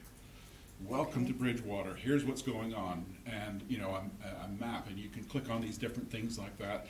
Find a business or find a product, right? You can do searching. So all this launch menu, basically, then it brings in these different pages to do the different things, you know, for this. So this would be, it's not an actual app that you have to load onto. It just is a fancy website, basically. That's part of the Wi-Fi network. Councilor McDonald. I'm really clueless about these things, so I have lots of questions. I just got my first cell phone last Christmas. So if I have a data plan on my phone, then the Wi-Fi doesn't pop up. So would I not be aware that it exists? No, you normally, well, I mean, you can configure it so it only uses the cellular network, but you don't want to do that. You want it to configure it so that it recognizes both cellular and Wi-Fi and gives priority to the Wi-Fi. So on my BlackBerry, right, as soon as it detects a Wi-Fi network that I can connect to, it routes all the traffic through the free Wi-Fi rather than going over the cellular networks. That's the key part, yeah. And this is part of education, and part of it, you know, when you're announcing to people that this service is available, you give them sort of these little hints, right, about how to access it. So, Any other questions? Councilor Miller. Is this, sorry. I'm just wondering, do you have any idea what the cost would be, just, you know, for setup? I mean, I just want to know, like, what we might be in store. Just to well, have- it's even if it's just, say, from shipyards to Victoria Road or something. so. I know, that's difficult, but It's I'm really cautious about doing this, obviously, because it depends on this analysis in terms of really where the coverage needs to be. But maybe it's 150,000, something like that. It's hard to say right now until we get into it more. And then you would hope that you would get a 70% type of funding formula, that kind of a flavor. That's what. Councilor. just the other question is, like, with the advertising, is that something you get, and do we get a portion of it back or anything? No, like that? what we do with Lunenburg, and I would propose the same here, unless part of the study is looking at the business models options. But if we follow the same option with just a bigger thing, then what happens is we set up merchant accounts for Lunenburg, and so that money goes directly from the payment portal right into their merchant account. So depending on how you want to set up, so they actually set up a nonprofit agency, which I worked on that to help set that up, and so they own all the Wi-Fi equipment, and then the money for that goes into that account, and they use that to pay for their monthly support charges and service charges, stuff like that. So that's the kind of the flavor. So that's one of the major options. What would be the default option? There could be some other ways to do it as well. Does that help? Helps. Councilor Graves. Okay, got it. Councilor McDonald. Does this, in an area like Bridgewater that isn't a big, you know, it's not a tourist destination per se. We have lots of great things going on, lots of great things to visit. I don't know that it's specifically a focus at the moment. Does it eliminate the need for a visitor information center? Well, so maybe it could be a touchy question. Well, I know what's going on in the provincial government as well, right? And they're looking at potentially getting rid of those and everything else. But this could be viewed as a virtual visitor center if you wanted to go that route. Now, you might want some additional facilities on that portal page, or maybe one of the elements of the portal page is a link to the visitor center. And then there you've got all the stuff that you would normally have in the visitor center. So we could organize it different ways like that. This could provide that type of facility, and then it would be available everywhere, where the Wi-Fi is. Any other questions, Councillor Thorwald? Just one, I think I see in your presentation where you're going to make a presentation to our local REN, To the local. the REN? Oh, I've met with the South Shore REN. Yes. Could I respond to that? I've met with the CEO Okay. just last week. She is very encouraged with this concept. Now, what her tangible participation can be at this stage, that she's not sure of, because she's just getting things going there, right? But she said this is the way forward. I mean, you can please reach out to her, but she said this is the way forward. She's very supportive of it. Okay. Councillor Tanner. So, Tony, you delivered this to Lunenburg. Yes. What portion of funding did they get from ACOA for this project, or how was it funded? So I think it was something around about, there were several funding partners, first of all. ACOA is one of them, and I did work with Rachel Brown and on this. There was a component from Rural and Economic Development at the time. Of course, that's non-existent now, but there was also a smart meter component. So we implemented about 25 smart meters that run through the wireless network for data collection, and so Rural and Economic Development contributed to that as well as another piece. And then Waterfront Development Corp also was a contributor because they own a lot of the waterfront in Lunenburg. So that kind of thing.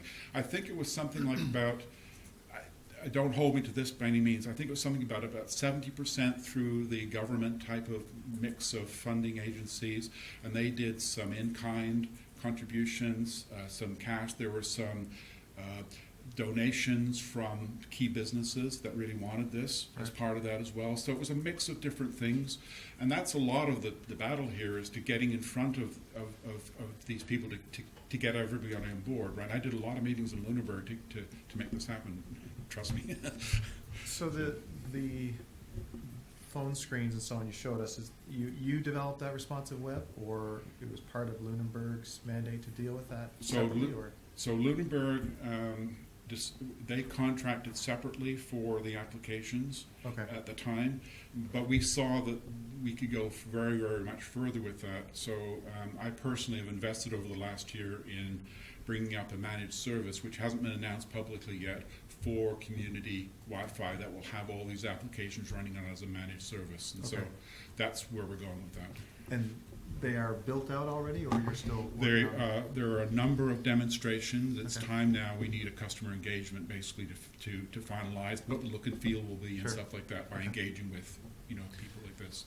So the one that Lunenburg has in place now, have they collected analytics on it, and do you know? Or No, they not haven't. aware? They've never gotten that far, and that's one of the issues. Is because it's all supported by volunteers who are running full-time businesses, and they just can't get the focus on it, which is why they're one of the ones that are asking me, Tony, could you set up a managed service to run this, and then what's going to offload us from that, then we can just give you our feedback each year and requirements, then you can be responsible for that. So, and I have a big proposal into the Bonavista region in Trinity. They are the same thing. We need you to run this as a managed service, and so customers have told me that that's what they want, so that's what I've had to do. So just one more. So how do you envision you deliver the application, the responsive web component with the apps and so on? Not apps, but anyway. Yeah. How do you envision the ad revenue distribution? That could be your policy. So I gave you one example where Lunenburg just takes a round robin. They take up to 8 per week slot. So it makes sense a week slot because you get 1 week including the weekend, one of the weekends. Right. And then you can set a rate for different weeks, and that's a matter of working with your business development people or whatever else, and maybe there's a couple of members from the business community that help set these rates.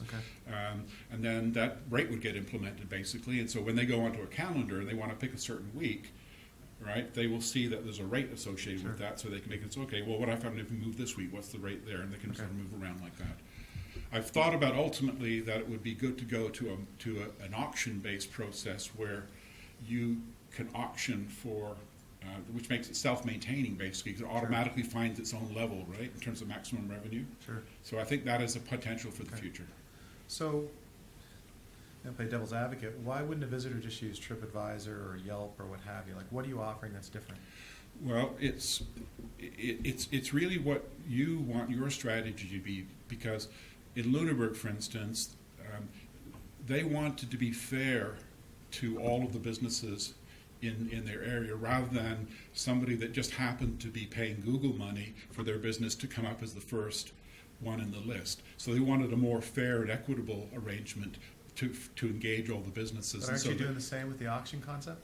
Well, it's not there today, first of all, and this needs a lot of thought and discussion. Okay. But it would be within your community, though, as opposed to all over Canada, the U.S., and everywhere else, right? Where we can get the policy to suit your needs rather than you being a part of Google's plans. Okay. That's really where I would like to see it.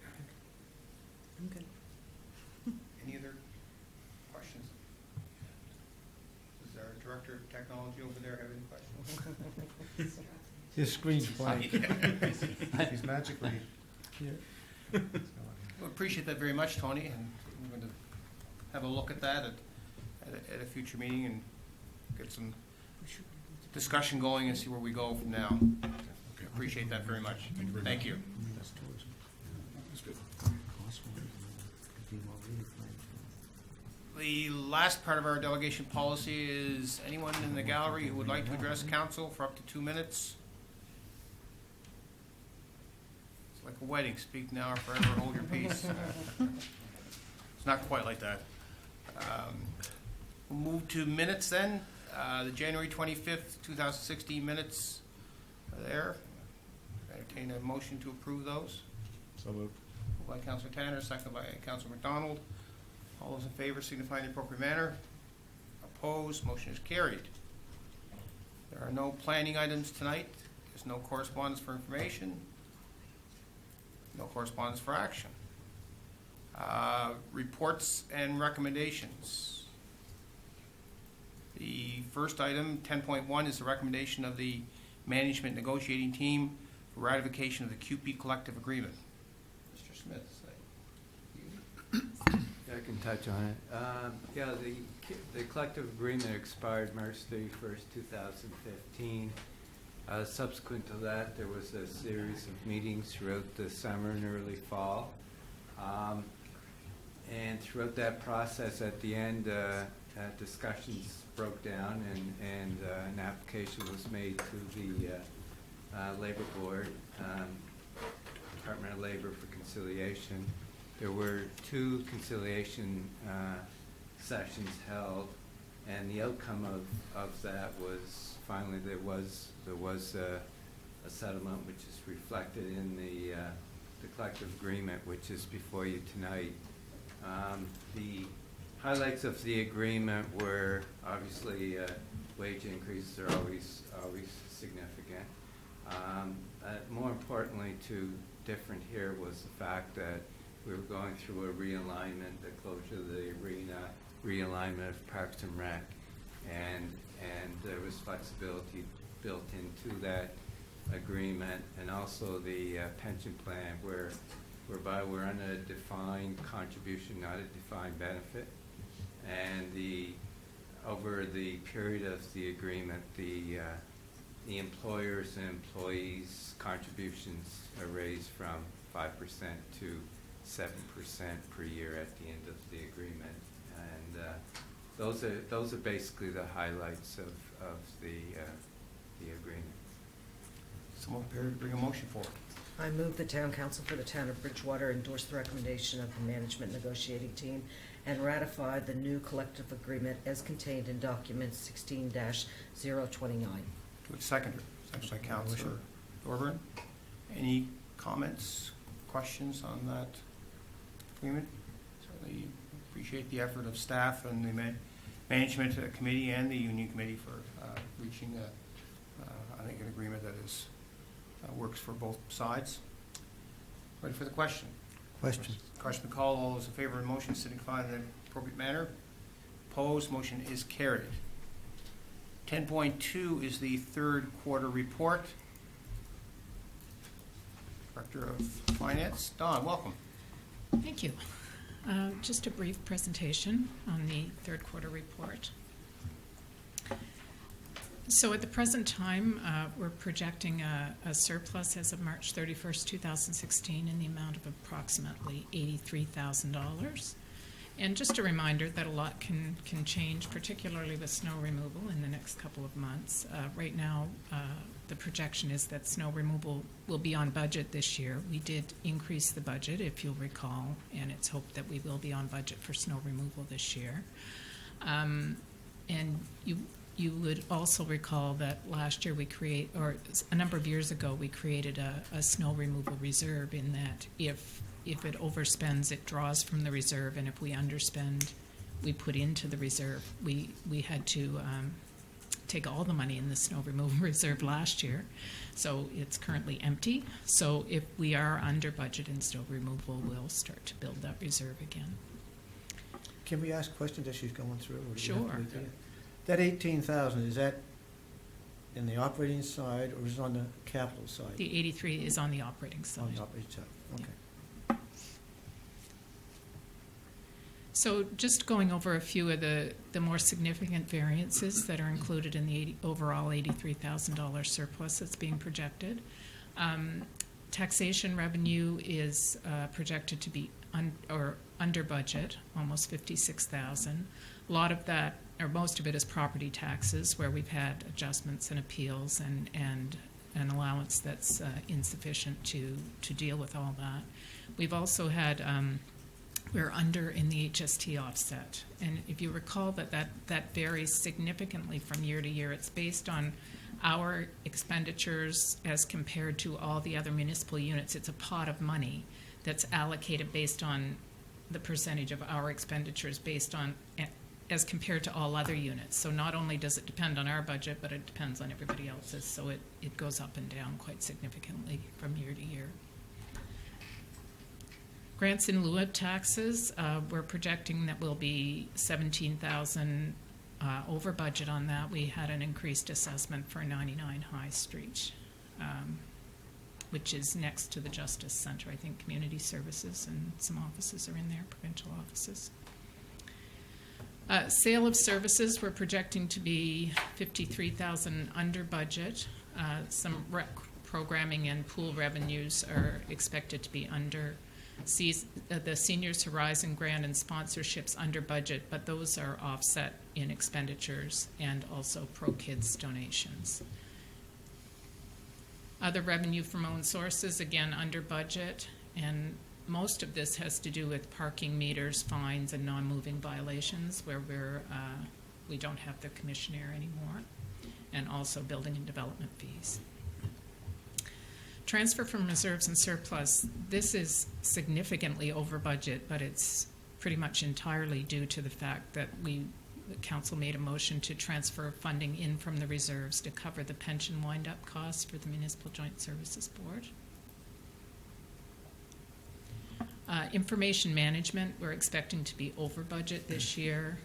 We have some unanticipated hardware requirements. We have to have a new server that we weren't expecting and some additional desktops.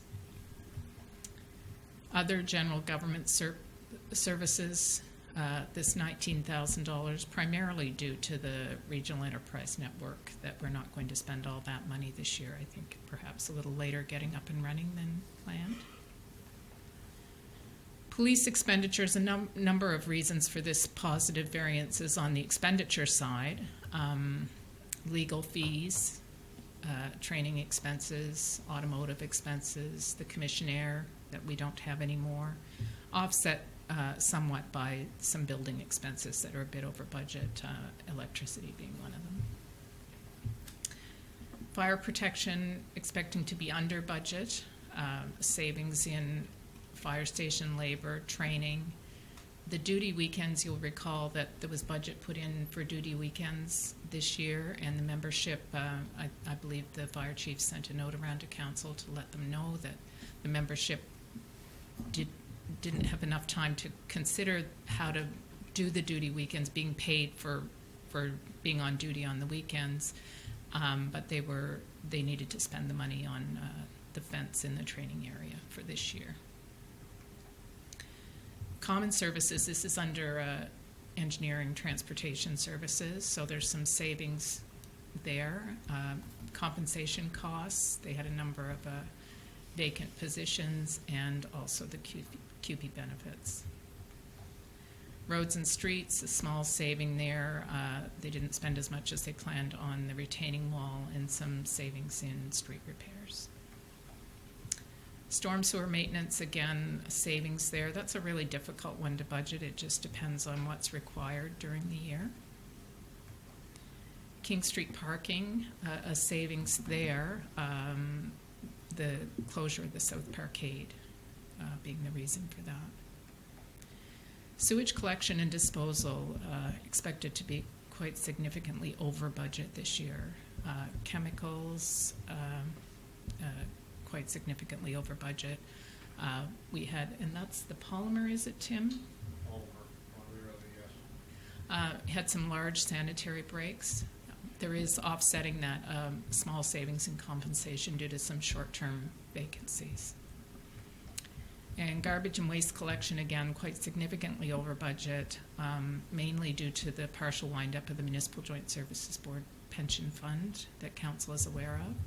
We're also expecting a billing from the municipality of Lunenburg regarding the HST audit they had on expenditures related to the waste site, and slightly higher than anticipated volumes. Environmental planning and zoning, a saving there. The salaries, in that there was a position that wasn't hired as early as planned. Recreation programming expenses, or the programming expenses there's a positive variance there, and that's consistent with the lower revenue. There was some staff transition there, as council is aware, so getting up and running and so on.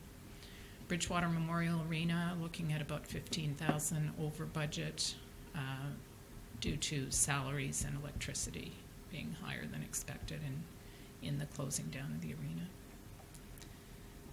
Multipurpose center, council is also aware of the 15-16 deficit that's being projected there. Festivals, there's a savings there in advertising expenses, which are offset in revenue, and police support charges. And debt charges, savings there, just again in the temporary interest that we're expecting that we won't have to borrow, hopefully, too much between now and the end of March. And the prior year deficit, so we have a savings here, which is a good thing. So we budgeted that we would have a $132,000 deficit last year. It only came in at about 70, so we have a budgetary savings there. And just a thanks again to the finance team and directors and their staff. It takes everybody to kind of put this together and read it and go through it, so it's quite an exercise. So any questions? Thanks, Don. Any questions to Don on the third quarter report? So far, so good. Don, can I ask you a question on the capital? Sure. Let's see if I'm reading it right. We're anticipating that our capital work for this fiscal year is actually going to be $772,000. No, $772. Oh. I just put that in the wrong place, didn't I? Yeah. Misplaced. Okay, that makes me there. feel Yeah. better. How can we be? Okay. Yeah, how can we be that far? Yeah. So there's a few over and a few under, Yeah. but net.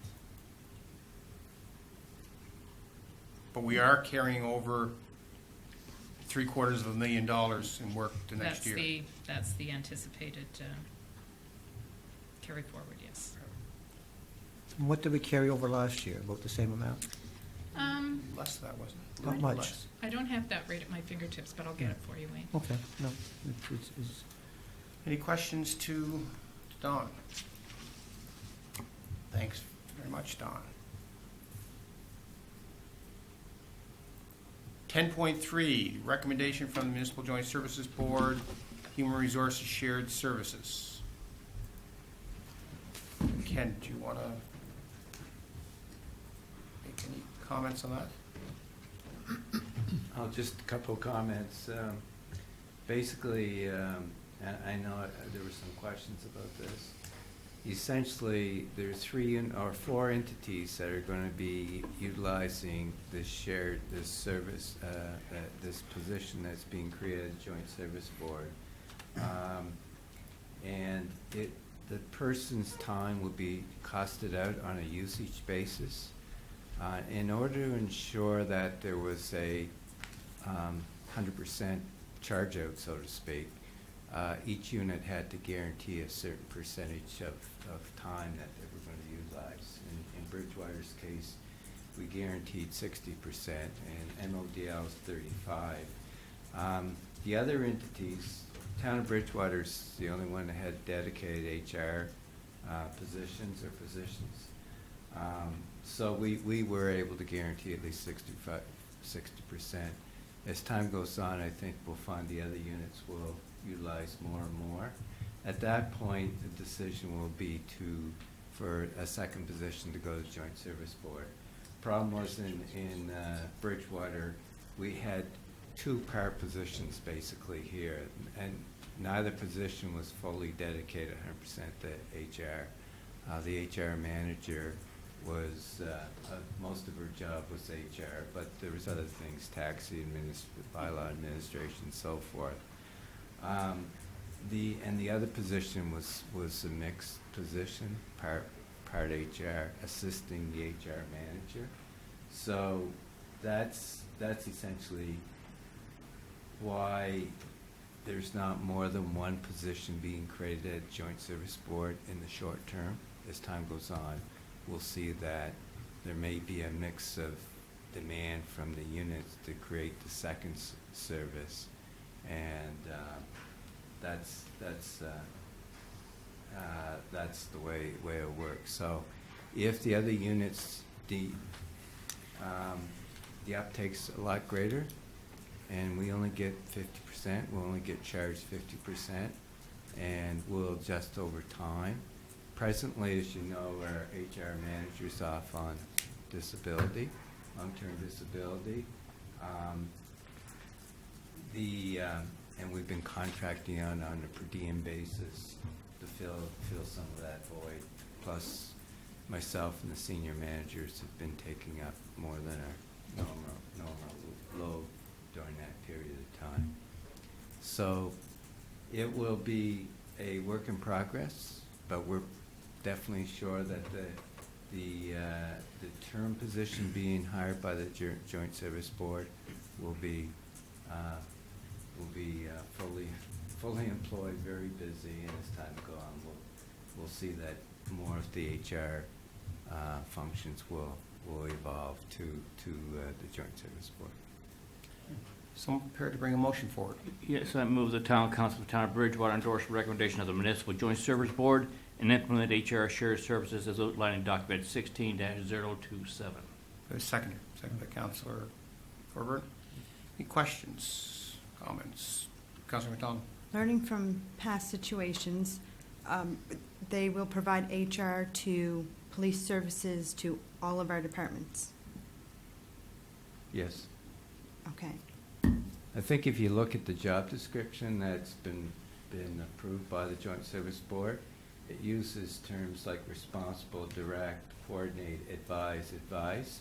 So it's a higher level, and we still have to do the more admin assistant role in-house, but as the 3 units plus Joint Service Board take on more, we may find that the whole thing evolves, but the first phase is really getting someone in place, providing that high-end HR services to the four entities. When I say 4 entities, I'm including the Joint Service Board as one too. Councillor Graves. I see this as a good news story. I think this is great. Good. The other groups approved? Is it being approved by the other councils? Not that I'm aware of. Yeah, the COO had asked for the commitment. I'm not sure, and I guess the commitment was from the CAOs. Mhm. Now, whether the councils approve that, I can't answer that. MODL got a meeting today, so I'm not sure. Deputy Mayor. Yeah, it's just a natural progression. You know, the joint service board, we now have IT and we're running the waste site. And before we can progress further down the road with services, we need an HR person. And it's a term position, as I understand, 1 year. Yeah, it's a term position, and in light of the fact that the HR incumbent manager at the town of Bridgewater is on disability right now, so. But it's a critical position for the joint service board going forward. Mm-hmm. Councilor Thorburn. So it looks like in theory, we're saving some money by going to the joint service board with our HR? I won't know until we try for a while. Part of the question is, we've had an assistant there that worked with HR. So what happened to that job? Does that go somewhere else in our budget? If we're just hiring an HR person and not an assistant that worked with the HR? Well, Is that another job being developed within our town budget? In theory, you're right, if we're only using 60% of a full-time equivalent, but Yeah. I don't want to guarantee, I don't know the backfill, for example. In theory, it shouldn't be any more, but it could be less, because again, we have an arrangement on per diem with an outside person for its backfill. So, for example, the Joint Service Board hires an HR person, and they have tremendous experience in a lot of areas, but have no collective agreement experience. Then that's where I would backfill with the per diem rate if I needed that service. What happens to the assistant? That was my question. It's a lot of her time now is with working under human resources, which we no longer do.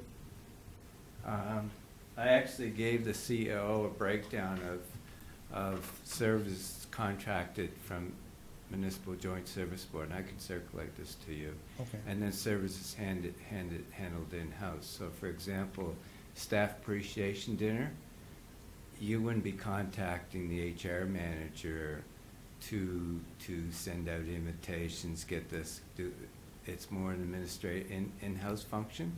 So that individual will continue with that and also pick up on such things as taxi bylaws. So we're not saving on the assistant, then we're keeping the assistant and just assigning whoever the assistant's other duties? Yeah, basically. that's.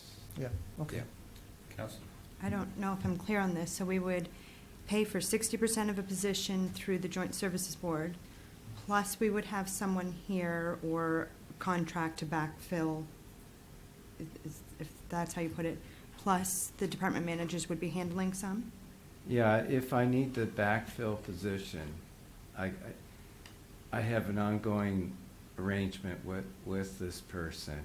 Right. And I think during the past year, I think we paid maybe $16,000, and she led her negotiations, and we utilized her in different ways, and that's a per diem. So whether I contract her out for 10 hours over 6 months or 60, 100 hours, it's a flexible arrangement. So I do have that as a fallback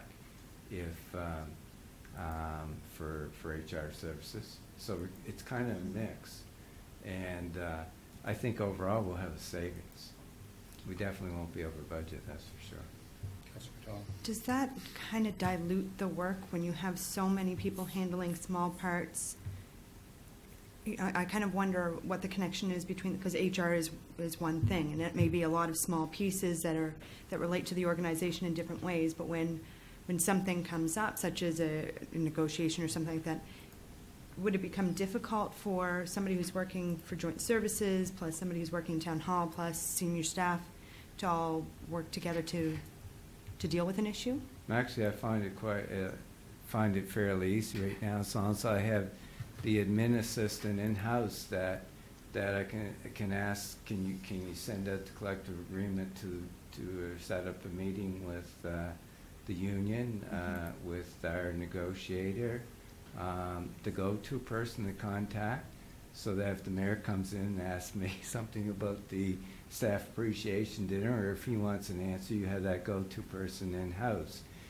And as far as buying the high-level HR services, whether it's coaching, whether it's the recruitment process, and someone's got to send out the invitations, coordinate with the applicants in a recruiting process, and follow up with letters. That's the admin function versus the higher level HR in terms of creating the questionnaires for the interview and things like that. So they are combined to some extent, but they're not. And we've essentially been working under this for the past year anyway, where we've used the per diem with Amory Boyer, for example.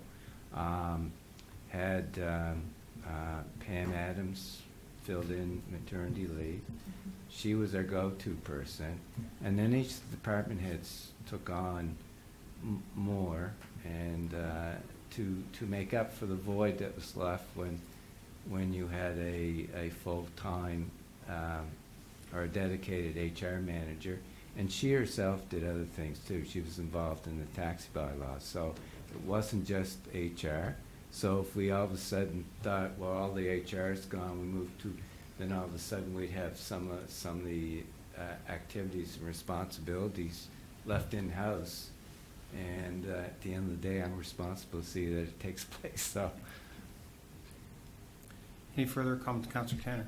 I think perhaps following on to Councillor McDonald's comment, like I truly swing both sides of the spectrum on this, primarily because I think this job is too big of a job for one person, given they're going to be trying to manage and deal with HR under 4 different units, technically. But I also see the fact that we're saving, or should be saving, a bit of money, given that we're only going to be using supposedly 60% of the time. What happens if after year 1 we've only used 50% of the time? Are we getting a 10% credit going towards future years, or how does that work, or we're at 60 regardless? in order for this to make practical for the Joint Service Board and the COO, she needed a guarantee of a certain guarantee, and we can't depend on the other units. MLDL guaranteed 35%. Right. I get that, but let's say we hire this person, and MODL in town of Mahone Bay say, listen, we need tremendous work on our HR policies. We need to use a lot of your time to develop that. We don't have any negotiation issues going on, so we're a little light and we don't need their time. If that happens in year 1, what occurs? What's the agreement? Do we get a credit, or do we still pay our 60%? Oh no, it's on a time basis. Okay. So if they're up to 60%, then I'm only paying 40%. Okay. It's so from day 1 it starts. Same as the solid waste site, where it's based on usage. Okay. And this is the way this model will work. It's on usage, but they need the guarantee up front to fill the position. Yep, understood. Any other questions? I'll make mine before I call for a motion then. As I did at Joint Services Board, I'm voting against it. I believe we established a process at the Municipal Joint Services Board that was clearly articulated to councils and to our staffs on the process we would follow in adding new services. We did not follow that with this service. I'm disappointed that we're asked to deal with it here tonight in isolation. We don't know what questions are being raised by our other municipal partners. They don't know what questions were raised here. I'm still not 100% clear on the financial operations. So because it didn't follow the process, and I'll support that, yes, we need HR, no question whatsoever. But to me, we established a process that was clear to everybody, and I see absolutely no reason why we could not have stayed with that process. So because of that, I'll vote against it tonight. Are you ready for the question? Question. Question called. All those in favor signify in the appropriate manner. Opposed? I'd like that recorded, please. Which it is anyway, I know. Shouldn't have asked. Motion is carried. 10.4, Tim Hiltz, Public Service Commission presentation. Welcome, Tim. Thank you.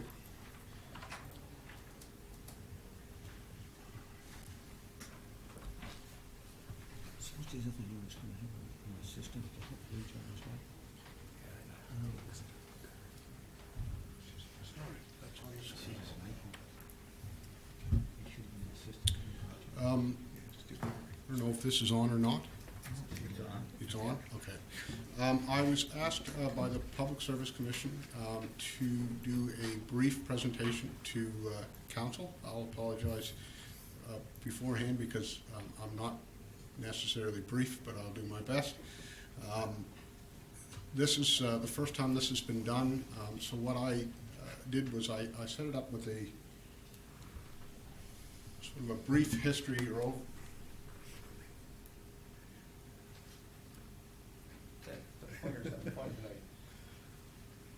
oh, great. There we are. A brief overview of the PSC. So the PSC's mission statement is to provide a clean, safe, sustainable supply of drinking water to the community. And that's the community of Bridgewater and surrounding areas, parts of Hebbville, Cookville, and Wildville. The PSC water utility, like many utilities, really came about because of the need for fire protection. There was a small utility in place, a private utility in place prior to the fire of 1899, but this was really the push for the water utility in the town of Bridgewater. In February 13th, 1899, the town of Bridgewater was incorporated, and by January of 1902, the Bridgewater Power Company, formerly the Bridgewater Electric Light, Water and Power Company, was purchased by the town and became a public utility. By the year end of 1902, a 1.4 million gallon water reservoir was built, and that was just outside of the location of the new reservoir, up beside the Honda building. 40 hydrants were installed and 81 service connections were installed, most along the downtown core, King Street, Dufferin Street, in that area. In 1948, the water and power utilities were placed under the Public Service Commission as a separate entity from the town council, with the Public Service Commission of Bridgewater Act. In 1969, the power utility was sold to the Nova Scotia Power Commission, and the Public Service Commission continued operations of the water utility, as they are to this day. The Public Service Commission has 3 levels of oversight. The province of Nova Scotia through Nova Scotia Environment and the Environment Act, which sets the activities designation regulations, water and wastewater facility regulations. From that comes the Nova Scotia Drinking Water Strategy Standards and Guidelines, and our approval to operate a drinking water facility. Financially, it is regulated under the Nova Scotia Utility and Review Board, under the Public Utilities Act, through the Water Utility Accounting and Reporting Handbook, which creates our schedules of rates for water services and our schedule of rules and regulations governing the supply of water and water services. And fire protection is governed under the expectations of the town of Bridgewater, which follows the Water Supply for Public Fire Protection, 1999, published by the Fire Underwriters Survey.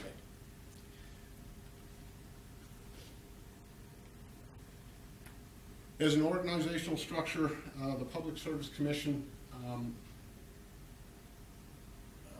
has several sections. Of course, the commission itself, made up of the commissioners, the Bridgewater Engineering Department, the Bridgewater Finance Department, input by consultants and contractors, the Bridgewater Public Works Department, and the facility operators, or facility operations.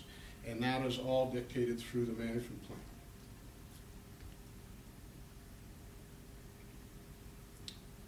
The management plan sets the mission statement, responsibilities of the Public Service Commission of Bridgewater, responsibilities of the province of Nova Scotia through Nova Scotia Environment, proactive planning and management, source of supply, treatment, operations, operator certification and training requirements, responsibility of the Utilities and Review Board, cost and recovery and financing, and of course references and supporting information. Operations and infrastructure, the town of Bridgewater and the Public Service Commission of Bridgewater has adopted the multi-barrier approach. The multi-barrier approach is universally recognized as the most comprehensive method of protecting drinking water quality, and it has three main aspects: keeping water clean through source water protection and good management of source water, making it safe through water treatment and system operation, and proving it safe through monitoring and testing.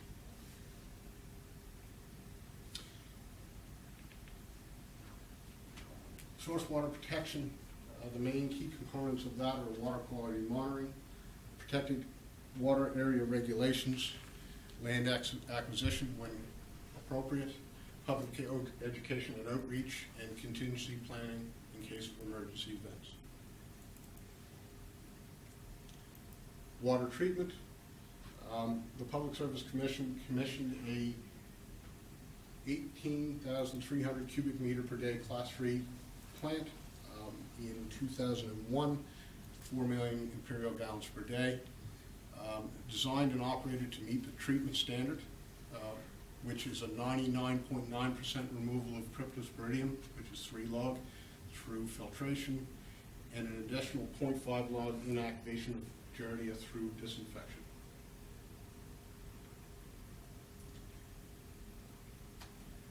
Proving it safe, the PSC has developed a comprehensive operations manual, which gives an overview of the operations: source water, water treatment, water distribution, a standard operating procedures and contingency plans for all major components of the operations.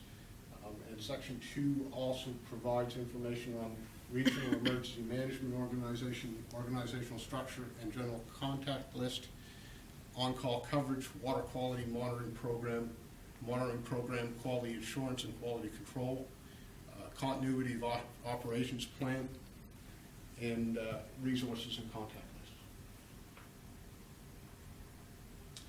The current infrastructure of the PSC, we manage a 11,300 hectare source water area, a new water treatment plant commissioned in 2001. We have 3 booster stations which boost water into elevated zones. We have 2 1 million gallon storage reservoirs, 444,546 cubic meter.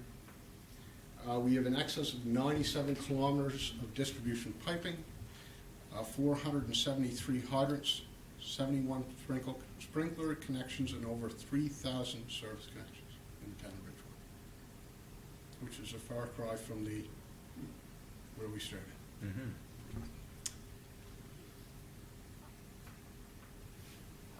Revenues for 2014-2015. The Public Service Commission, as a utility, operates on a cost recovery basis. Metered sales makes up the majority of the financing for the utility. Public fire protection would be the second greatest source of revenue. Town of Bridgewater, of course, having the majority of the service and some service within MODL through Cookville development. And 2/3 made up with non-operating revenue, sprinkler service, and other small amounts. Operating expenditures for 2014-2015, as you can see, the water treatment plant is the greatest amount in the operational and administration in general.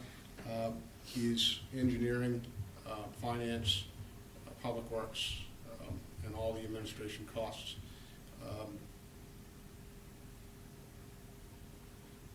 Source of supply is for purchased land.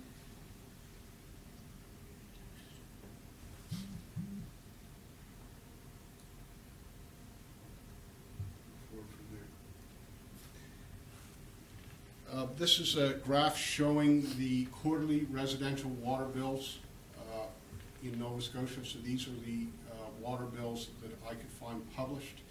It's based on an average consumption of 42 cubic meters per quarter. And you can see the range is anywhere between $230 down to somewhere just over $50. At this point, the Public Service Commission is sitting just below the average utility rate in Nova Scotia at just over $100 per quarter.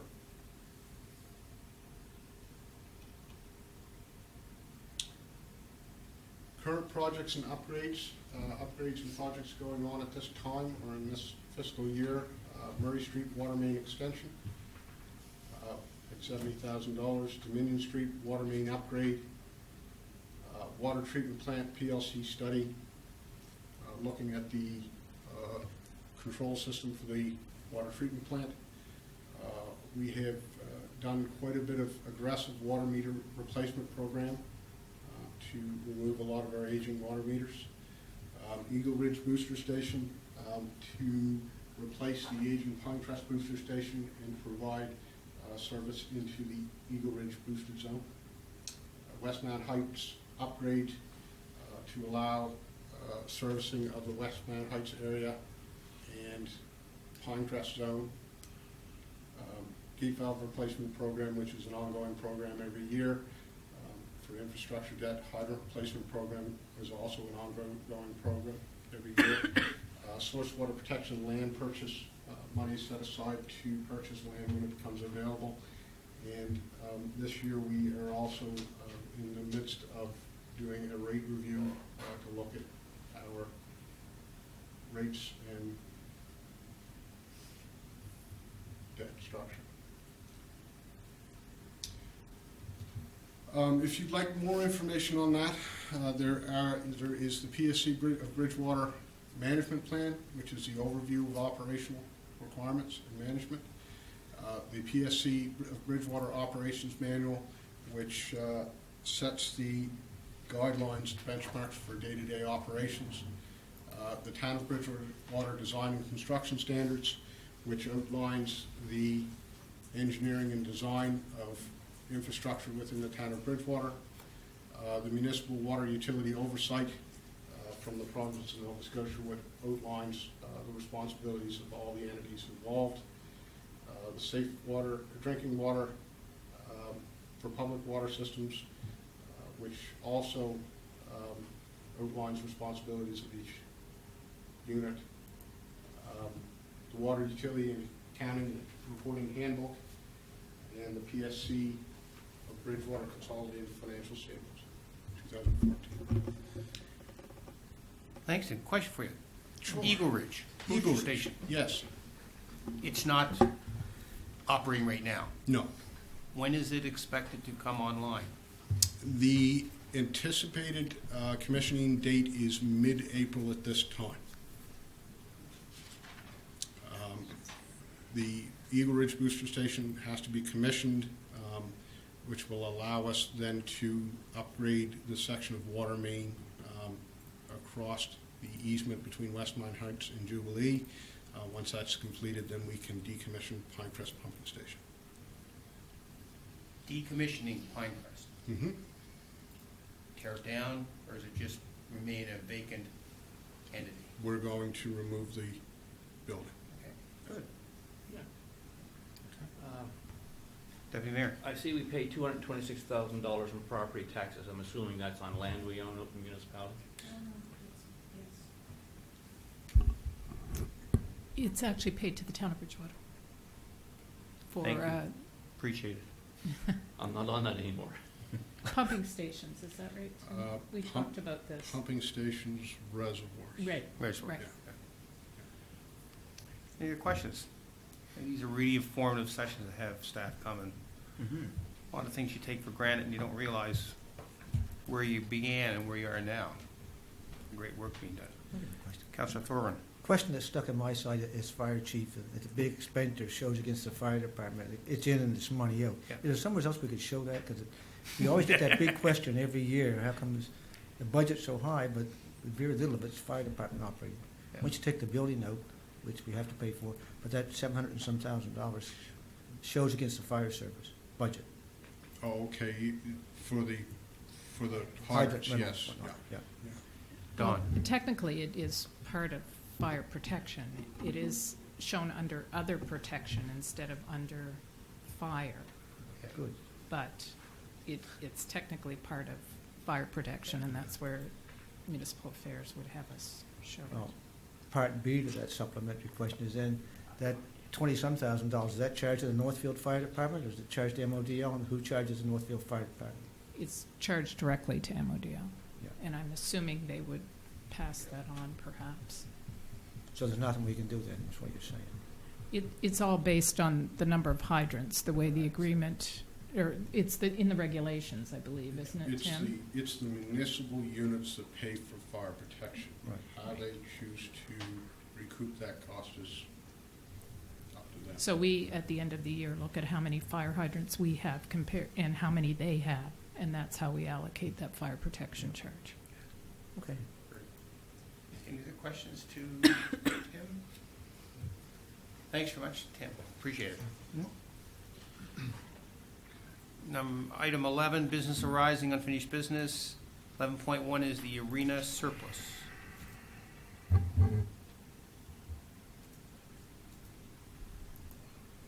It's based in document 16-023. So as we sell items in the arena, then we're generating revenue. I think the request from staff is, where do you want that revenue to go? And there is a suggestion.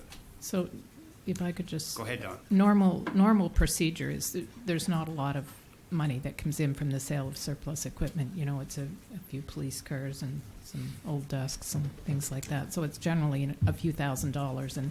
And practice has been to use that as a funding source for that year's capital budget. But just where this was a little more money, we wanted to check with council and see if they'd like it used that way, if they'd like it put in a reserve for future expenditures, or what the wish is. Or if they wanted to, you could direct it, you know, to another project or whatever. I like the recommendation. I move that town council for the town of Bridgewater direct staff of the net proceeds after expenses on sales of the arena equipment be transferred to the capital reserve fund. Do we have a seconder? Second by Councilor McDonald. Any questions, comments? All those in favor signify in the appropriate manner. Opposed, motion is carried. New business. Item 12.1 is the appointment of the returning officer for the 2016 municipal and school board elections. So prepare to bring a motion forward. That way, Your Worship. I would move that town council for the town of Bridgewater endorse the recommendation of the chief administrating officer and appoint Amanda Shoup as a returning officer for the 2016 municipal and school board elections. Do we have a seconder? Seconded by Councilor Graves. All right. Amanda's done this a number of our elections, so certainly it's something just a standard procedure. All those in favor of the motion signify in the appropriate manner. Opposed, motion is carried. Revocation of appointment for fire inspector. Probably sounds a lot more negative than it is. As everybody knows, Andy Wenzel, our fire inspector, is taking a leave of absence, has gone with the province. So by legality, he cannot be our fire inspector right now. So this is revoking that position. Someone prepared to bring a motion forward. I move the Town Council for the Town of Bridgewater endorse the recommendation of the Chief Building Official and revoke the following appointments effective 4:30 p.m. on January 29th, 2016. Appointment as Municipal Fire Inspector under Section 19(1) of the Fire Safety Act of Nova Scotia. Appointment as Municipal Building Official under Section 5(2), Section 2 of the Building Code Act. Appointment as an administrator of the dangerous or unsightly premises under the Section 345-1 of the Municipal Government Act. Move a seconder. Second by Councilor Millen. Mr. Smith, it appears to me that there's something missing, and that is who? Because we're not revoking the positions, we're revoking the person who's holding those positions, the appointment. So shouldn't the name be in there? In the motion? Yeah. It just says that Revoking the we appointment. revoke the following appointments. It's okay, not the name, Good point. it's whatever the current appointments are. Is that, Can't answer that. okay? It would be clearer with the name, Yeah. that one, if it's okay with the movement. Absolutely. Yeah. Yeah. Any other questions? All those in favor of the motion signify in the appropriate manner. Opposed, motion is carried. So very quickly, we fill the position. The appointment of the fire inspector. Prepare to bring a motion. I would move the Town Council for the Town of Bridgewater endorse the recommendation of the Chief Building Official and appoint Lisa Cager as Municipal Fire Inspector under Section 19(1) of the Fire Safety Act of Nova Scotia. Do a seconder. Seconded by Councilor Mailman. Any comments?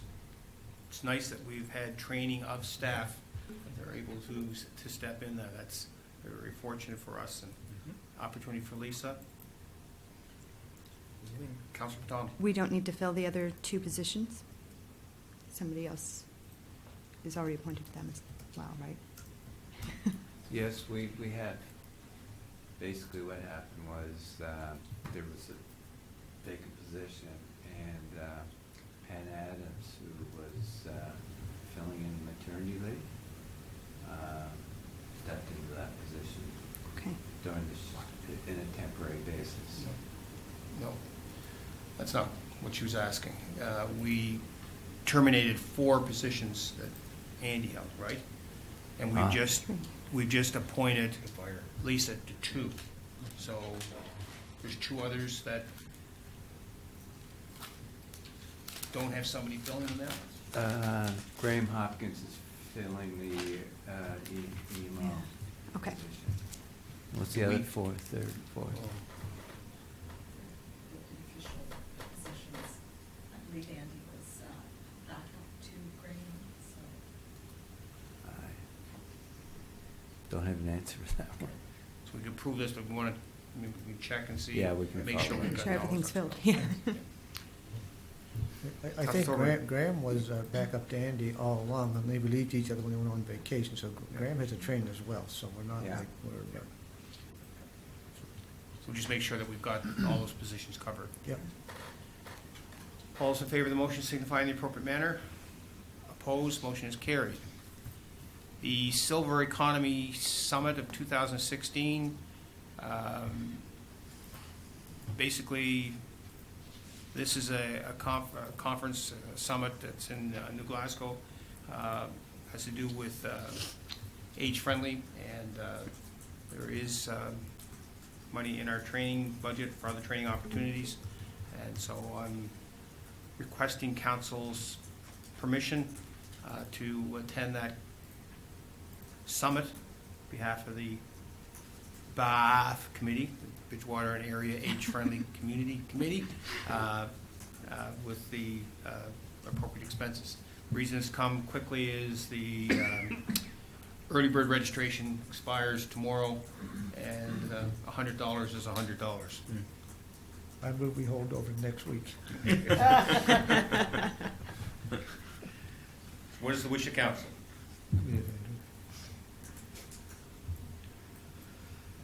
I move the town of Bridgewater support Mayor Walker's attendance at the Silver Economy Summit, March 8th and 9th, 2016, and cover all travel expenses, registration fees. Reasonable, isn't it? Reasonable. And I'll second that. Absolutely. If it's reasonable I'll second expense. It's moved and seconded. Any questions? All those in favor signify in the appropriate manner. Opposed, motion is carried. There is no further items on our agenda. Entertain a motion to adjourn. So moved. Second. Moved and seconded. Meeting stands adjourned.